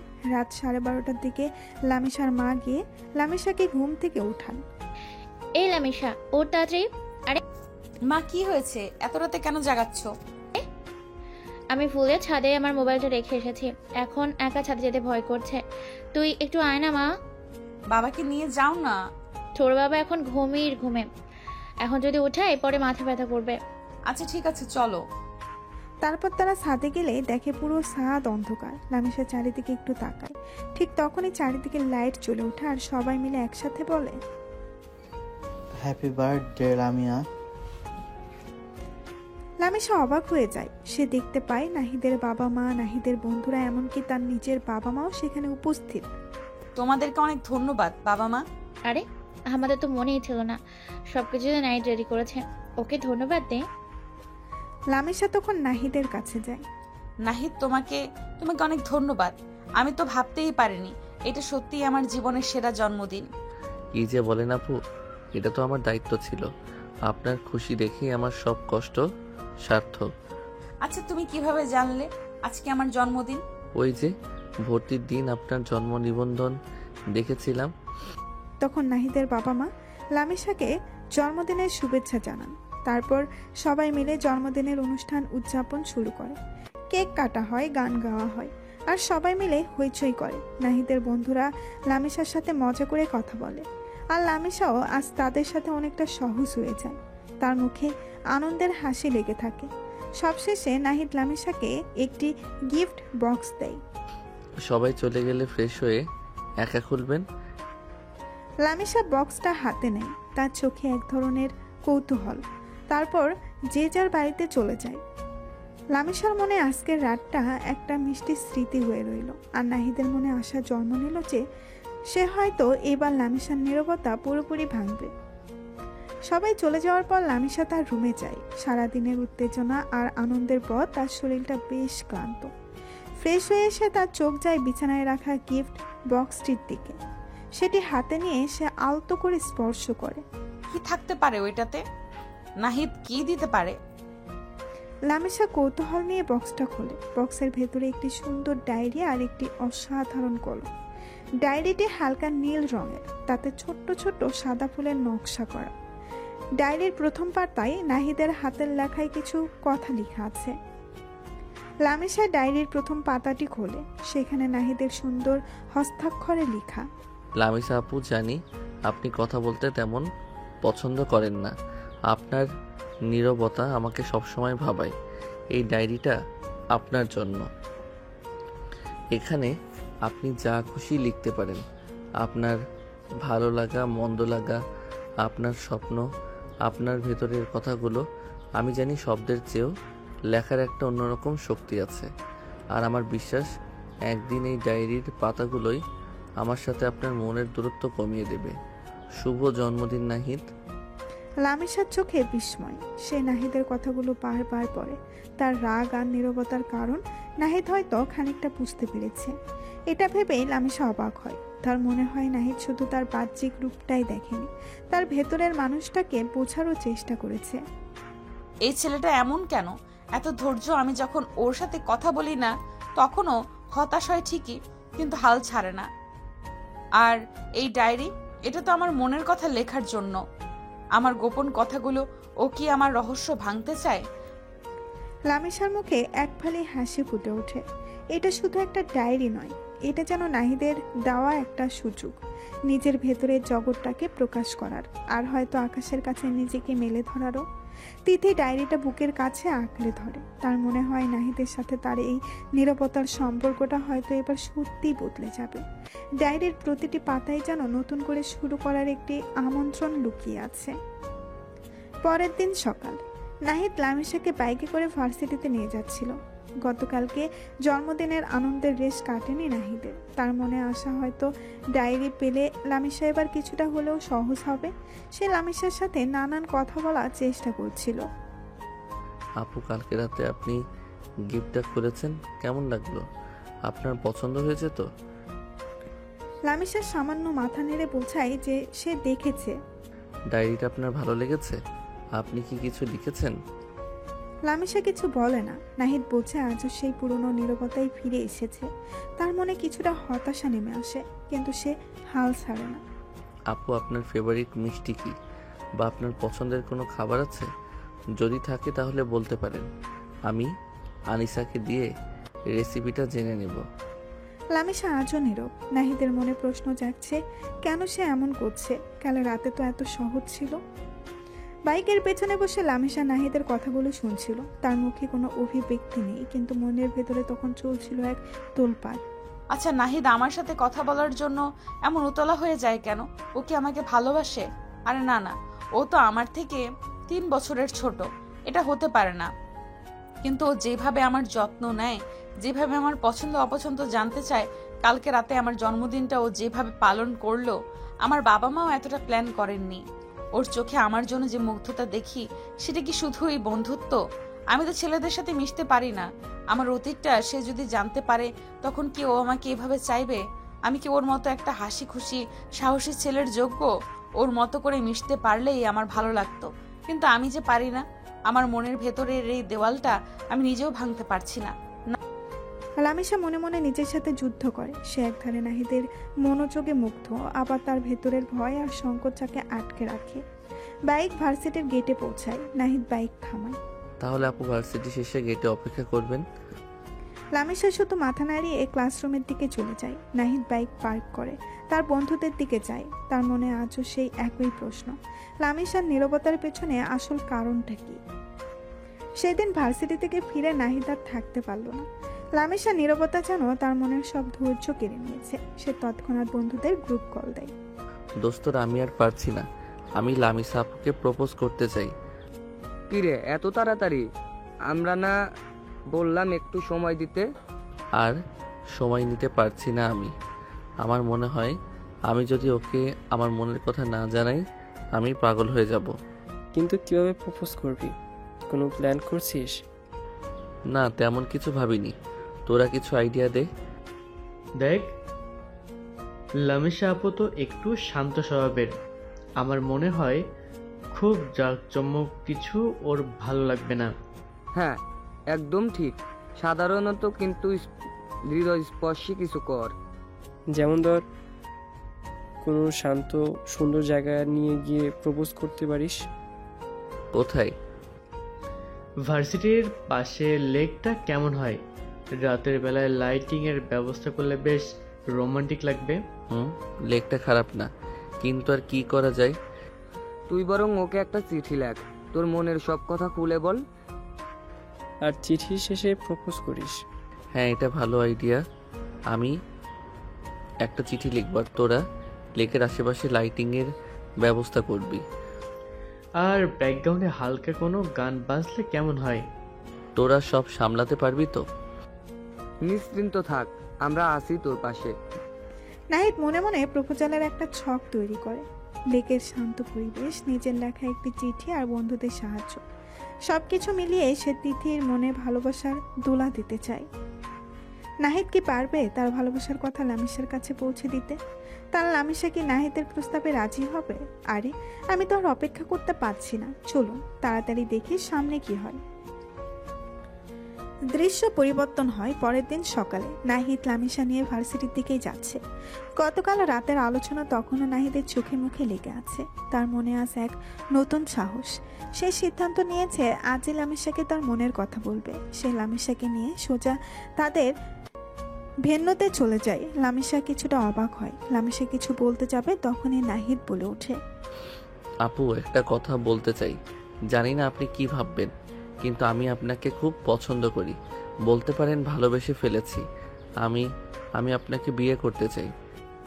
নাহিদের কথা শুনে লামিসা যেন বর্জাহত হয়। তার মুখ ফ্যাকাশে হয়ে যায়। বাইকটা একটু থেমে গেলে সে ধীরে ধীরে নেমে আসে। নাহিদের চোখে তখন তীব্র জিজ্ঞাসা, কি হলো আপু, কিছু বলছেন না যে? না নাহিদ, আমি পারবো না। কেন আপু, কেন পারবেন না?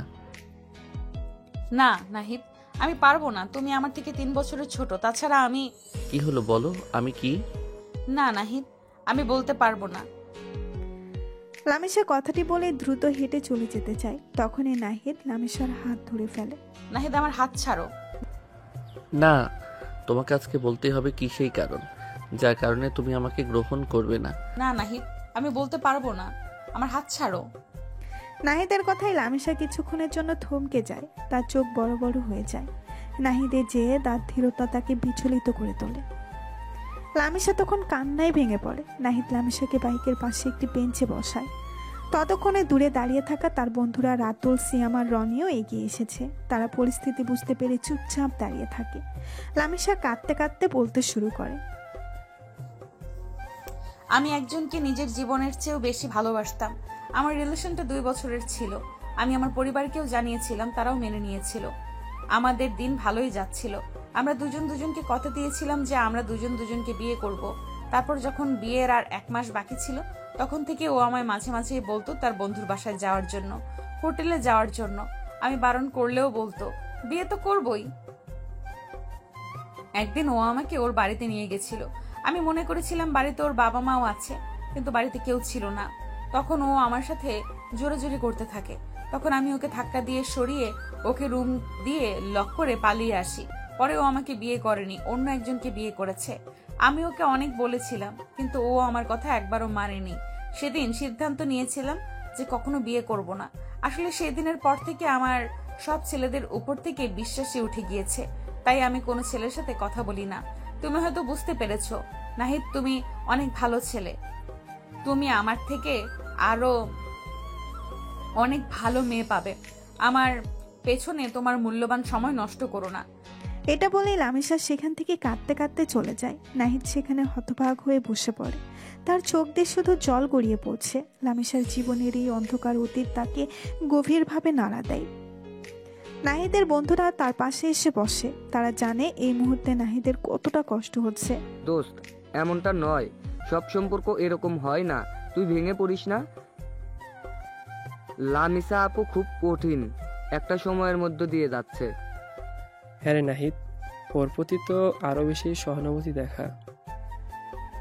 এই মুহূর্তে ওকে তোর পাশে দরকার।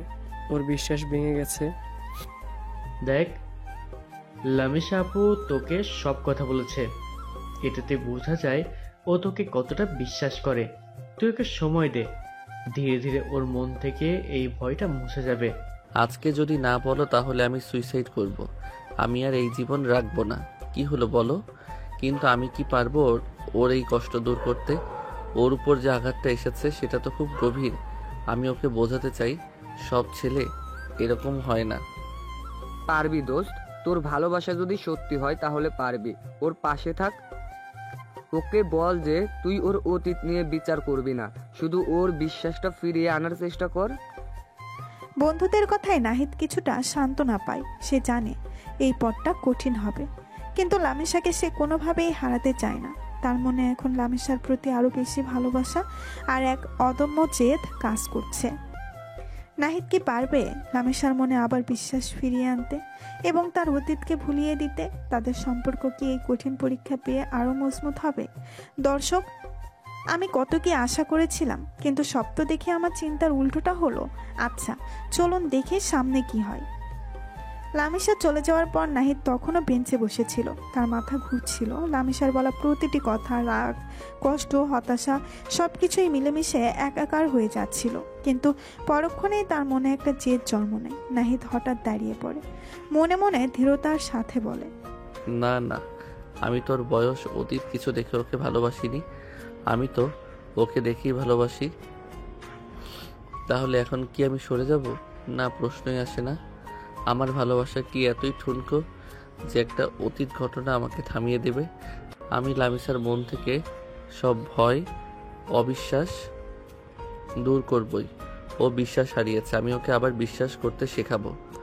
তারপর তখনই নাহিদ তার বাড়ির উদ্দেশ্যে রওনা হয়। বাড়িতে এসে নাহিদ সোজা তার রুমে চলে যায়। ওয়াশরুম থেকে বেরিয়ে নিজেকে আবার আগের মতো করে নেয়। তার চোখে এখন নতুন দৃঢ়তা, নতুন সংকল্প। পরের দিন সকালে নাহিদ বাইক নিয়ে দাঁড়িয়ে আছে লামিসার বাড়ির সামনে। লামিসা বাড়ি থেকে বেরিয়ে নাহিদকে দেখে অনেকটা অবাক হয়। সে মনে করেছিল নাহিদ হয়তো আর তার সাথে তেমন কথাবার্তা বা দেখা করবে না, কিন্তু ঘটল সেটার উল্টোটা। লামিসা কিছু না বলে নাহিদের বাইকের পেছনে বসে পড়ে। নাহিদ তখন সোজা ভার্সিটিতে না গিয়ে একটি পার্কে চলে যায়। নাহিদ, আমরা এখানে কেন এসেছি? আমরা এখানে এসেছি কিছু কথা বলার জন্য। এমন কিছু কথা যা ভার্সিটির কোলাহলে বা রাস্তার ভিড়ে বলা সম্ভব নয়। লামিসা আপু, আমি জানি কালকে আপনি খুব কষ্টের একটা কথা বলেছেন, আর আমি এটাও জানি এই অভিজ্ঞতার পর ছেলেদের উপর থেকে আপনার বিশ্বাস উঠে গেছে, কিন্তু সব ছেলে একরকম হয় না। আমি জানি নাহিদ, কিন্তু আমার পক্ষে আর কাউকে বিশ্বাস করা সম্ভব নয়। আমার আর কাউকে ভালোবাসার মতো সাহস নেই। সাহস নেই, কিন্তু বিশ্বাস তো আছে। আমি কি আপনার বন্ধু নই? একজন বন্ধু হিসেবে কি আপনার পাশে থাকতে পারি না? আমি আপনার কাছ থেকে কোনো রকম প্রেম বা ভালোবাসা চাইছি না, শুধু আপনার বিশ্বাসটা ফিরে পেতে চাই। আমাকে কি সেই সুযোগটুকু দেবেন না? কিন্তু কেন নাহিদ, কেন তুমি আমার পেছনে এত সময় নষ্ট করছো? আমার মতো একটা মেয়েকে আপনার মতো ভালো মেয়ে পাওয়া খুব কঠিন। আপনি হয়তো আপনার অতীত দিয়ে নিজেকে বিচার করছেন, কিন্তু আমি আপনাকে আপনার অতীত দিয়ে বিচার করি না। আমি আপনাকে লামিসা হিসেবে চিনি, যে সুন্দর মনের একজন মানুষ। আপনি যে কষ্ট পেয়েছেন সেটা আমি বুঝি, আর আমি আপনার সেই কষ্ট কমাতে চাই। আপনি শুধু আমাকে বিশ্বাস করুন। লামিসা নাহিদের দিকে তাকিয়ে থাকে। তার চোখ তখন সংশয় আর এক অজানা অনুভূতি। নাহিদের কথাগুলো তার মনের গভীরে আঘাত করে। সে বোঝে নাহিদের ভালোবাসাটা হয়তো অন্যরকম। পার্কে তখন পাখির কিচিরমিচির আর মৃদু বাতাস বইছে, তা তাদের কথোপকথন আরও গভীরতা দিচ্ছিল। পার্কে কিছুক্ষণ হাঁটাচলা করে নাহিদ আর লামিসা ভার্সিটিতে না গিয়ে সোজা বাড়ির দিকে রওনা দেয়। সারাটা পথ নাহিদ লামিসাকে বোঝানোর চেষ্টা করে, আর লামিসা তার কথাগুলো চুপচাপ শোনে। তার মুখের কঠোরতা যেন কিছুটা কমেছে, চোখ লেগে আছে এক অবাক্ত বেদনা। নাহিদ নিজের বাড়ি এসে দেখে তার বাবা আজকে বাড়িতেই আছেন।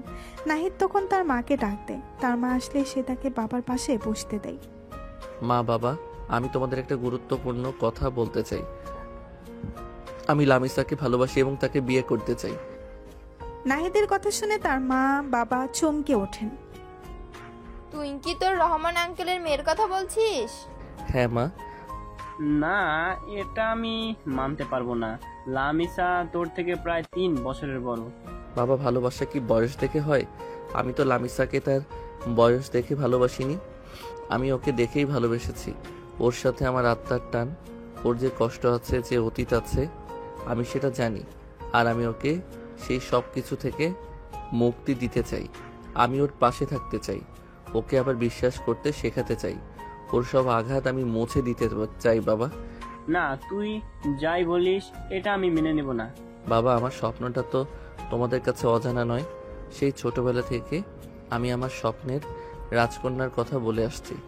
আজ যখন তাকে খুঁজে পেয়েছি, তার পাশে থাকার সুযোগ পেয়েছি, তখন তোমরা কেন বাধা দিচ্ছ?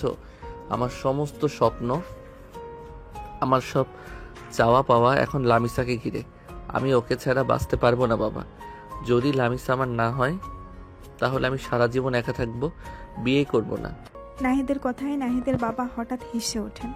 নাহিদের মাও হেসে ওঠেন। কি ব্যাপার, তোমরা হাসছো কেন? আমি কি কোনো হাসার কথা বলেছি?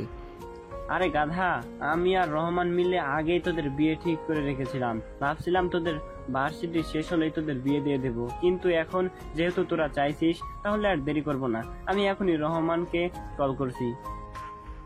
নাহিদ আনন্দে লাফিয়ে ওঠে। সে খুশিতে তার বাবা মাকে জড়িয়ে ধরে। তারপর শুরু হয় দুই বাড়ির বিয়ের ধুম। এদিকে লামিসা অনেকবার তার বাবা মাকে বোঝানোর চেষ্টা করেছে। প্লিজ, আমি এই বিয়ে করতে চাই না। আর একটা কথাও নয়। আর একবার যদি বিয়ে করবো না বলিস, তাহলে আমার মরা মুখ দেখবি। লামিসাও তখন থেকে চুপ। তার পরিবারের এই সিদ্ধান্তে সে যেন অসহায়। তার মনের ভেতরে পুরো কষ্ট আর নতুন আশঙ্কা দ্বন্দ্ব চলছে। দুই বাড়ি সাজানো শুরু হয়ে গিয়েছে। আনন্দের আবহাওয়া ছড়িয়ে পড়েছে চারিদিকে। সেদিন আনিশা লামিসাদের বাড়িতে যায়। আনিশা লামিসার পাশে বসে কপট হাসি দিয়ে বলে, কি আপু, কেমন লাগছে? সব জায়গায় তো দেখি তোমার ছবি ঝুলছে। আমার ভাইয়াকে তো পেয়ে গেছো, এখন বুঝি আর রাগ করে চলবে না। আনিশা লামিসার গালে আলতো করে টোকা দেয়। লামিসার মুখে তখনও তেমন কোনো উচ্ছ্বাস নেই। সে শুধু একটা দীর্ঘশ্বাস ফেলে। আনিশা লামিসার হাতে একটা ছোট টিফিন বক্স ধরিয়ে দিয়ে বলে, ভাইয়া কাল রাতে তোমার পছন্দের ফুচকা বানাতে বলেছিল, নিজেই বানিয়েছি, কিন্তু খেয়ে দেখো কেমন হয়েছে। লামিসা শুধু শুকনো হাসি হাসে, আর কিছু বলে না। সে যেন এক ঘোরের মধ্যে আছে।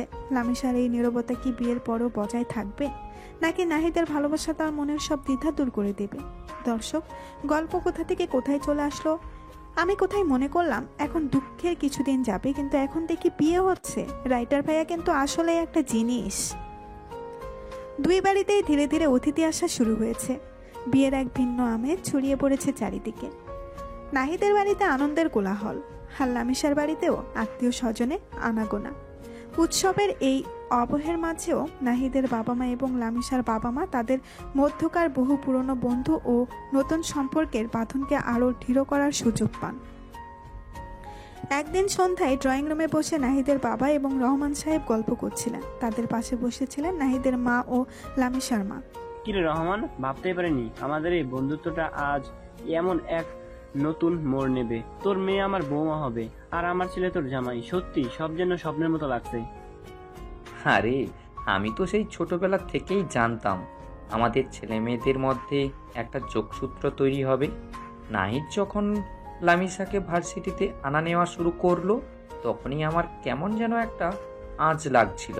ভাগ্যিস তোর ছেলে জেদি আছে, না হলে তো লামিসাকে রাজি করানো মুশকিল হতো। ভাবি, লামিসা কেমন আছে? ওর মনটা কি একটু শান্ত হয়েছে? বেচারি অনেক কিছুর মধ্যে দিয়ে গেছে। কি আর বলবো ভাবি, মেয়েটা তো প্রথম দিনই রাজি হচ্ছিল না। ওর মনের কষ্ট তো আমরা জানি, কিন্তু আপনাদের নাহিদ যে তার ভালোবাসা দেখে এখন মনে হচ্ছে লামিসা ঠিকই মানিয়ে নেবে। ও নাহিদের মতো একটা ভালো ছেলেই পাবে, এটা আমাদের ভাগ্য। হ্যাঁ রে, নাহিদ ছেলেটা সত্যি খাঁটি সোনা। লামিসার অতীতে যে কষ্ট ছিল সেটা জেনে শুনেও ও লামিসাকে ছাড়তে চায়নি। এমন ছেলে আজকালকার দিনে মেলা ভার। আমি তো নিশ্চিত নাহিদ লামিসাকে অনেক সুখে রাখবে। সে তো রাখবেই, আমার ছেলে তো আর যে সে ছেলে নয়। তবে লামিসাও খুব লক্ষ্মী মেয়ে। ওর নীরবতা দেখে মনে হয় ওর ভিতরে অনেক গুণ আছে। আর আমাদের নাহিদ তো ওকে ঠিক হয়ে হাসি খুশি করে তুলবে। ঠিক বলেছেন ভাইজান, আমাদের নাহিদ লামিসার সব দুঃখ কষ্ট ভুলিয়ে দেবে। আপনারা চিন্তা করবেন না, লামিসা এখন আমাদের বাড়ির মেয়ে। তাদের চোখে মুখে তখন এক নতুন স্বপ্ন, এক নতুন আশার আলো। এই কথোপকথন যেন দুই পরিবারের মধ্যকার সম্পর্ককে আরো গভীর করে তোলে এবং তারা ভবিষ্যতের দিকে এক নতুন বন্ধনে আবদ্ধ হওয়ার অপেক্ষায় থাকে। দেখতে দেখতে বিয়ের দিন ঘনিয়ে আসে। আজ গায়ে হলুদ, কাল বিয়ে। দুই বাড়িতেই উৎসবের শেষ মুহূর্তের ব্যস্ততা।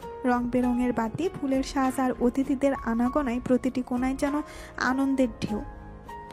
গায়ে হলুদের অনুষ্ঠানের কিছুক্ষণ আগে নাহিদ আর থাকতে না পেরে লামিসার বাড়ির দিকে রওনা দেয়। তোর ছেলের সবার ভালোবাসাটাও তো অলক্ষ্যে সে কম লামিসার নয়। রুমে চলে যায়। এমন ভালোবাসা লামিসা তখন থাকলে সেজেগুজে যে হলুদের কোনো সাজে প্রস্তুতি পাথরও নিচ্ছিল। গলে যায়। লামিসা আয়নার সামনে বসে চুল ঠিক করছিল।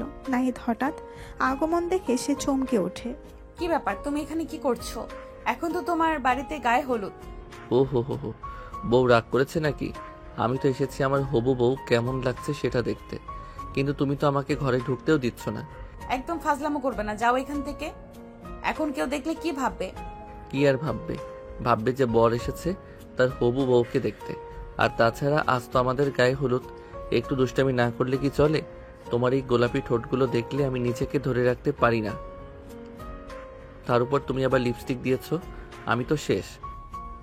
লামিসা নাহিদের কথা শুনে কিছুটা অপ্রস্তুত হয়ে যায়, কিন্তু তার মুখে কোনো হাসি ফোটে না। সে শুধু নাহিদের দিকে একবার তীক্ষ্ণ দৃষ্টিতে তাকায়। নাহিদ, ফালতু কথা বলবে না, যাও এখান থেকে। এখন যদি বাবা মা দেখে ফেলে তাহলে খুব খারাপ হবে। এমনিতেই আমার জীবনটা শেষ করে দিয়েছো, আর কি চাও? আরে বাবা, এত রাগ কেন? গায়ে হলুদে তো একটু খুশি খুশি থাকতে হয় নাকি? আমার তো মনে হচ্ছে তুমি এখনো আমাকে সহ্য করতে পারছো না। আর একটু এগিয়ে এসে লামিসার কাঁধে হাত রাখান ভান করে লামিসার সঙ্গে সঙ্গে নাহিদের হাত সরিয়ে দেয়। তার চোখে তখনও বিরক্তি আর এক ধরনের দূরত্ব স্পষ্ট। নাহিদ, তুমি সীমা অতিক্রম করছো, দয়া করে যাও। লামিসার এমন আচরণে নাহিদের মনটা কিছুটা দমে যায়। সে বলছে লামিসা এখনো তার অতীত থেকে পুরোপুরি বের হয়ে আসতে পারেনি। তার রাগ, তার হতাশা এখনো লামিসাকে ঘিরে রেখেছে। নাহিদ একটা দীর্ঘশ্বাস ফেলে। ঠিক আছে, আমি যাচ্ছি, কিন্তু একটা কথা মনে রেখো, আমি তোমার জন্য সবকিছু করতে রাজি। তোমার মুখে হাসি ফোটানোর জন্য আমি সব চেষ্টা করব। নাহিদ আর কিছু না বলে লামিসার রুম থেকে বেরিয়ে যায়। লামিসা আয়নার সামনে বসে নাহিদের চলে যাওয়ার শব্দ শোনে, কিন্তু ঘুরে তাকায় না। তার মুখে তখনও সেই নিস্পৃহ ভাব। নাহিদের মনটা কিছুটা ভরাক্রান্ত হয়, কিন্তু তার জেদ আরও বেড়ে যায়। সে জানে এই পথটা সহজ হবে না, কিন্তু লামিসার মন জয় করার তখন তার জীবনের একমাত্র লক্ষ্য। অবশেষে সেই দিনটি চলে আসে, নাহিদ আর লামিসার বিয়ের দিন। সকাল থেকে দুই বাড়িতে সাজ সাজ রব। একদিকে সানাইয়ের সুর, অন্যদিকে অতিথিদের আনাগোনা। উৎসবের এক ভিন্ন মেজাজ চারপাশে। ইসলামিক নিয়ম অনুসারে বিয়ের সকল কার্যক্রম শুরু হয়। কাজী সাহেব আসেন, দোয়া দরুদ পড়ানো হয়। লামিসাকে যখন কবুল বলার জন্য জিজ্ঞেস করা হয়, তখন তার চোখে মুখে কোনো অনুভূতি ছিল না। সে শুধু নিস্পৃহভাবে মাথা নাড়িয়ে সম্মতি জানায়। নাহিদের মনে তখন মিশ্র অনুভূতি। একদিকে লামিসাকে নিজের করে পাওয়ার আনন্দ, অন্যদিকে তার মুখের এই ভাবলেসহীনতা দেখে এক অবাক্ত কষ্ট। নাহিদকে যখন কবুল বলার জন্য বলা হয়, সে এক মুহূর্ত দেরি না করে দৃঢ় কণ্ঠে 3 বার কবুল বলে দেয়। তার চোখে তখন লামিসার প্রতি গভীর ভালোবাসা আর তাকে সুখে রাখার সংকল্প। বিয়ের কার্যক্রমে ফাঁকে ফাঁকে পরিবারের সদস্যরা আর নাহিদের বন্ধুরা একে অপরের সাথে গল্প করছিল। ভাবি, লামিসাকে কেমন যেন লাগছে, ওর মুখে কোনো হাসি নেই। মন খারাপ করবেন না ভাবি, মেয়েটা এত বড় একটা ঘটনার মধ্যে দিয়ে গিয়েছে। ওর জন্য একটু সময় লাগবে, দেখবেন নাহিদের ভালোবাসা ও ঠিক সব ভুলে যাবে। রহমান, দেখলি তো, তোর মেয়ে তো আমার ছেলের জেদের কাছে হার মানলো। আমার ছেলে ওর স্বপ্নের রাজকন্যাকে পেল। সে তো অবশ্যই, তবে তোর ছেলের ভালোবাসাটাও তো কম নয়। এমন ভালোবাসা থাকলে যে কোনো পাথরও গলে যায়।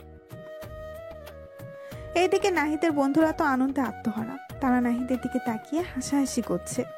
কি রে দোস্ত, ফাইনালি তো তোর স্বপ্নের রাজকন্যাকে পেয়ে গেলি।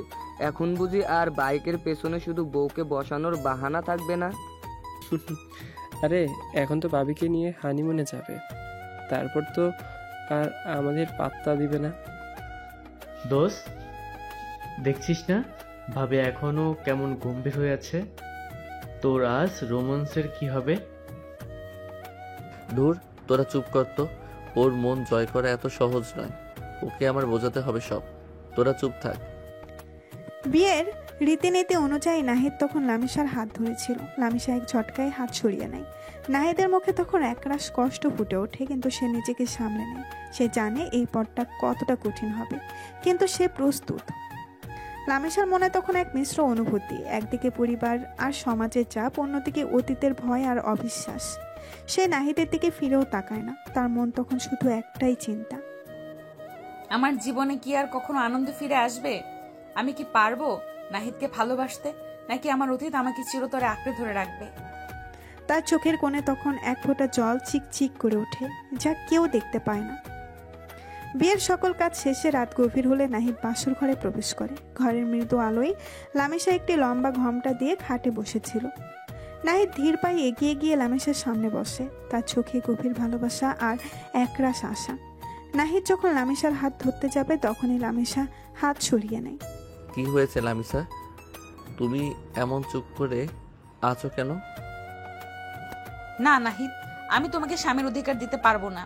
তুমি আমাকে আমার ইচ্ছার বিরুদ্ধে গিয়ে বিয়ে করেছো। আমি এই বিয়েতে রাজি ছিলাম না। তুমি কি বলছো না আমি আর কাউকে ভালোবাসতে পারবো না? আমার পক্ষে এটা সম্ভব নয়। তুমি কেন এমন করলে? কেন আমাকে জোর করলে? লামিসা প্লিজ, এভাবে বলো না। আমি জানি তোমার মনে অনেক কষ্ট, অনেক ভয়। আমি তোমাকে জোর করে বিয়ে করিনি লামিসা। তুমি তো জানো আমাদের বাবা মায়েরা এই সম্পর্কটা চেয়েছেন, আর আমার ভালোবাসাটা হয়তো তোমাকে রাজি করাতে পারিনি। আমি হয়তো তোমাকে বোঝাতে পারিনি, কিন্তু আমি তোমাকে ভালোবাসি লামিসা। তুমি আমার স্বপ্নের রাজকন্যা। আমি তোমার সব কষ্ট ভুলিয়ে দিতে চাই। আমাকে একটা সুযোগ দাও লামিসা। আমি তোমাকে কোনোদিন কষ্ট দেব না, কোনোদিন তোমার চোখের জল ফেলতে দেব না। শুধু আমাকে তোমার পাশে থাকার অনুমতিটুকু দাও। নাহিদ, তোমার কথাগুলো আমার কাছে গুরুত্বহীন। আমি তোমার সাথে থাকতে চাই না। আমাকে আমার মতো থাকতে দাও। তুমি এখান থেকে চলে যাও। আমি তোমার সাথে এক ছাদের নিচে থাকতে পারবো না। তুমি বোঝো না আমার কষ্টটা? আমি যে কাউকে বিশ্বাস করতে পারি না। লামিসা, তোমার এই কথাগুলো আমার বুকে তীরের মতো বিঁধছে। তুমি জানো না আমি তোমাকে কতটা ভালোবাসি। সেই ছোটবেলা থেকে আমি তোমার মুখটা স্বপ্নে দেখেছি, তোমাকেই খুঁজে বেরিয়েছি। তুমি আমার সব স্বপ্ন, আমার সব অস্তিত্ব। তোমার এই নীরবতা, তোমার এই প্রত্যাখ্যান আমি সহ্য করতে পারছি না। তোমার সব কষ্ট, সব আঘাত তুমি আমার উপর দিয়ে দাও, আমি সেগুলো বয়ে বেড়াবো। তবুও তোমাকে ছেড়ে যাব না। আমি তোমাকে জোর করে স্বামী হিসেবে মেনে নিতে বলছি না। শুধু আমাকে তোমার পাশে থাকার সুযোগটা দাও।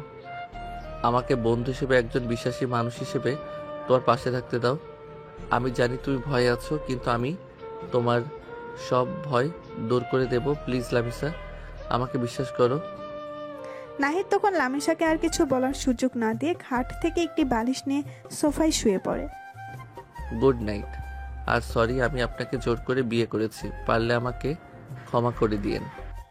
নাহিদ সঙ্গে সঙ্গে ঘুমিয়ে পড়ে। লামিসা তখনও থমকে বসেছিল। নাহিদের সেই কথাগুলো এখনো তার কানে বাজছিল।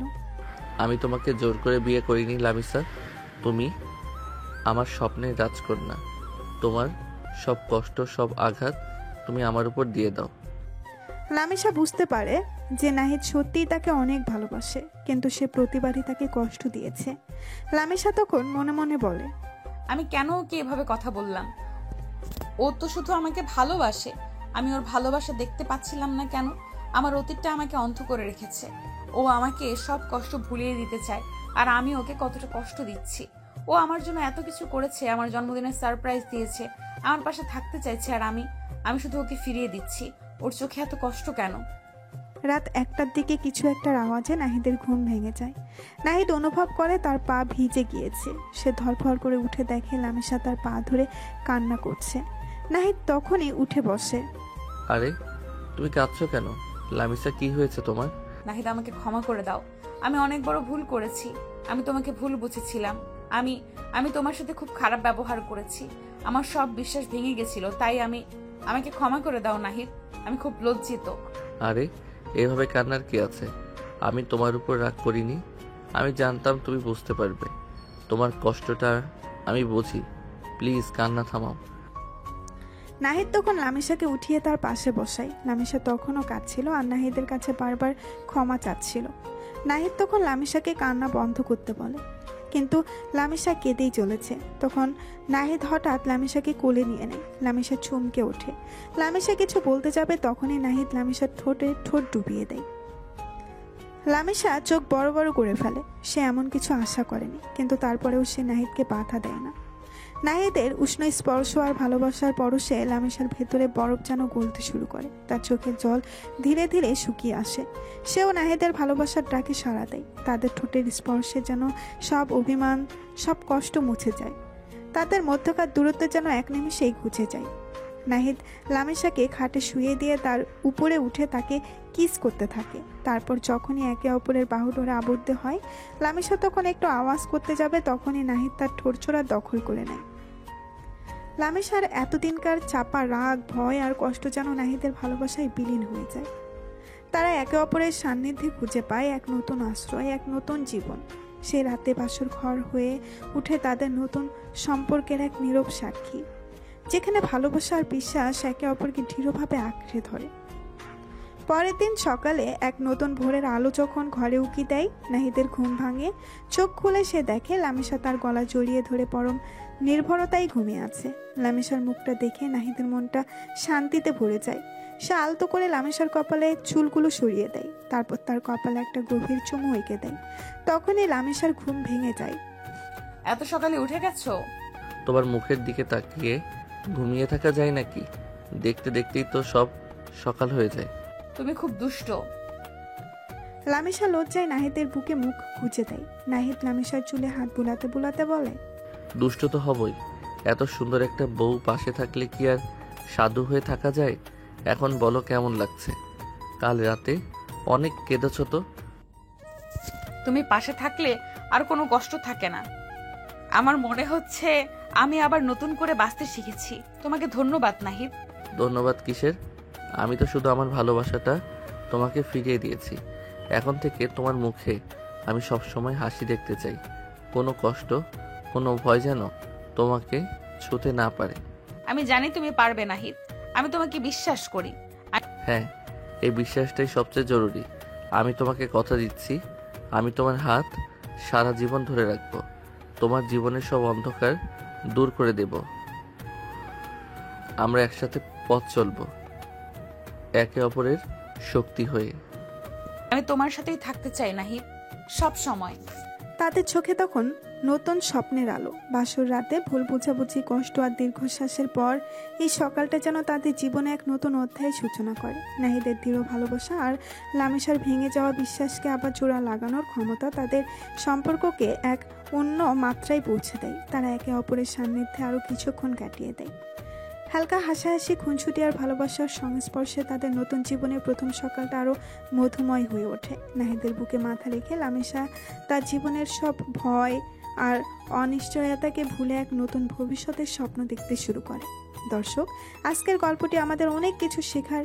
ভালোবাসার গভীরতা বয়স বা অতীতের অভিজ্ঞতা দিয়ে মাপা যায় না। আসল ভালোবাসা ধৈর্য, বিশ্বাস আর বোঝাপড়ার মাধ্যমেই গড়ে ওঠে। জীবনের কঠিন অভিজ্ঞতা মানুষকে কঠোর করলেও প্রকৃত ভালোবাসা সেই কষ্ট দূর করে নতুন করে বাঁচতে শেখায়। জেদ ও আত্মবিশ্বাস থাকলে যে কোনো কঠিন পরিস্থিতিতেও জয়ী হওয়া সম্ভব। সম্পর্ক ভাঙলে সব পুরুষের উপরই বিশ্বাস হারানো ঠিক নয়। ভালো মানুষের অস্তিত্ব সবসময় থাকে। পরিবারের সমর্থন এবং বিশ্বাস সম্পর্কে ভেতরে আরও মজবুত করে তোলে। পাশের বাড়ির রাগে মেয়ের মিষ্টি ভালোবাসার গল্পটি নাহিদ ও লামিসায় ভালোবাসা এক আবেক্ষণ জার্নি, যেখানে নাহিদ তার স্বপ্নের রাজকন্যা লামিসাকে খুঁজে পায়। লামিসার জীবনের এক ভয়াবহ অতীত তাকে নীরব ও অবিশ্বাসী করে তোলে, কিন্তু নাহিদের অক্লান্ত চেষ্টা, দৃঢ় আত্মবিশ্বাস আর নিঃস্বার্থ ভালোবাসা ধীরে ধীরে লামিসার মনের সব বাধা ভেঙে দেয়। তাদের সম্পর্ককে প্রমাণ করে যে প্রকৃত ভালোবাসা সব বাধা অতিক্রম করে জীবনের নতুন অর্থ ফিরিয়ে আনতে পারে। এই গল্পটি বিশ্বাস, ধৈর্য এবং ভালোবাসার জয়কে তুলে ধরে। প্রিয় দর্শক, আমাদের গল্পটা কেমন লাগলো? নাহিদ আর আমার ভালোবাসার এই পথ চলা আপনাদের মন ছুঁয়ে গেছে তো? আমার বিশ্বাস আমার কষ্ট আর নাহিদের ভালোবাসার জেদ হয়তো আপনাদের কিছুটা হলেও শেখাতে পেরেছে। আপনাদের অনুভূতিগুলো কমেন্ট করে জানান। গল্পটা ভালো লাগলে সবাই লাইক দিন, বন্ধুদের সাথে শেয়ার করুন। আর এমন আরো সুন্দর সুন্দর গল্প পেতে আমাদের চ্যানেলটি সাবস্ক্রাইব করে পাশে থাকুন। আপনাদের ভালোবাসা আমাদের এগিয়ে চলার অনুপ্রেরণা। সবাইকে ধন্যবাদ। সমাপ্ত।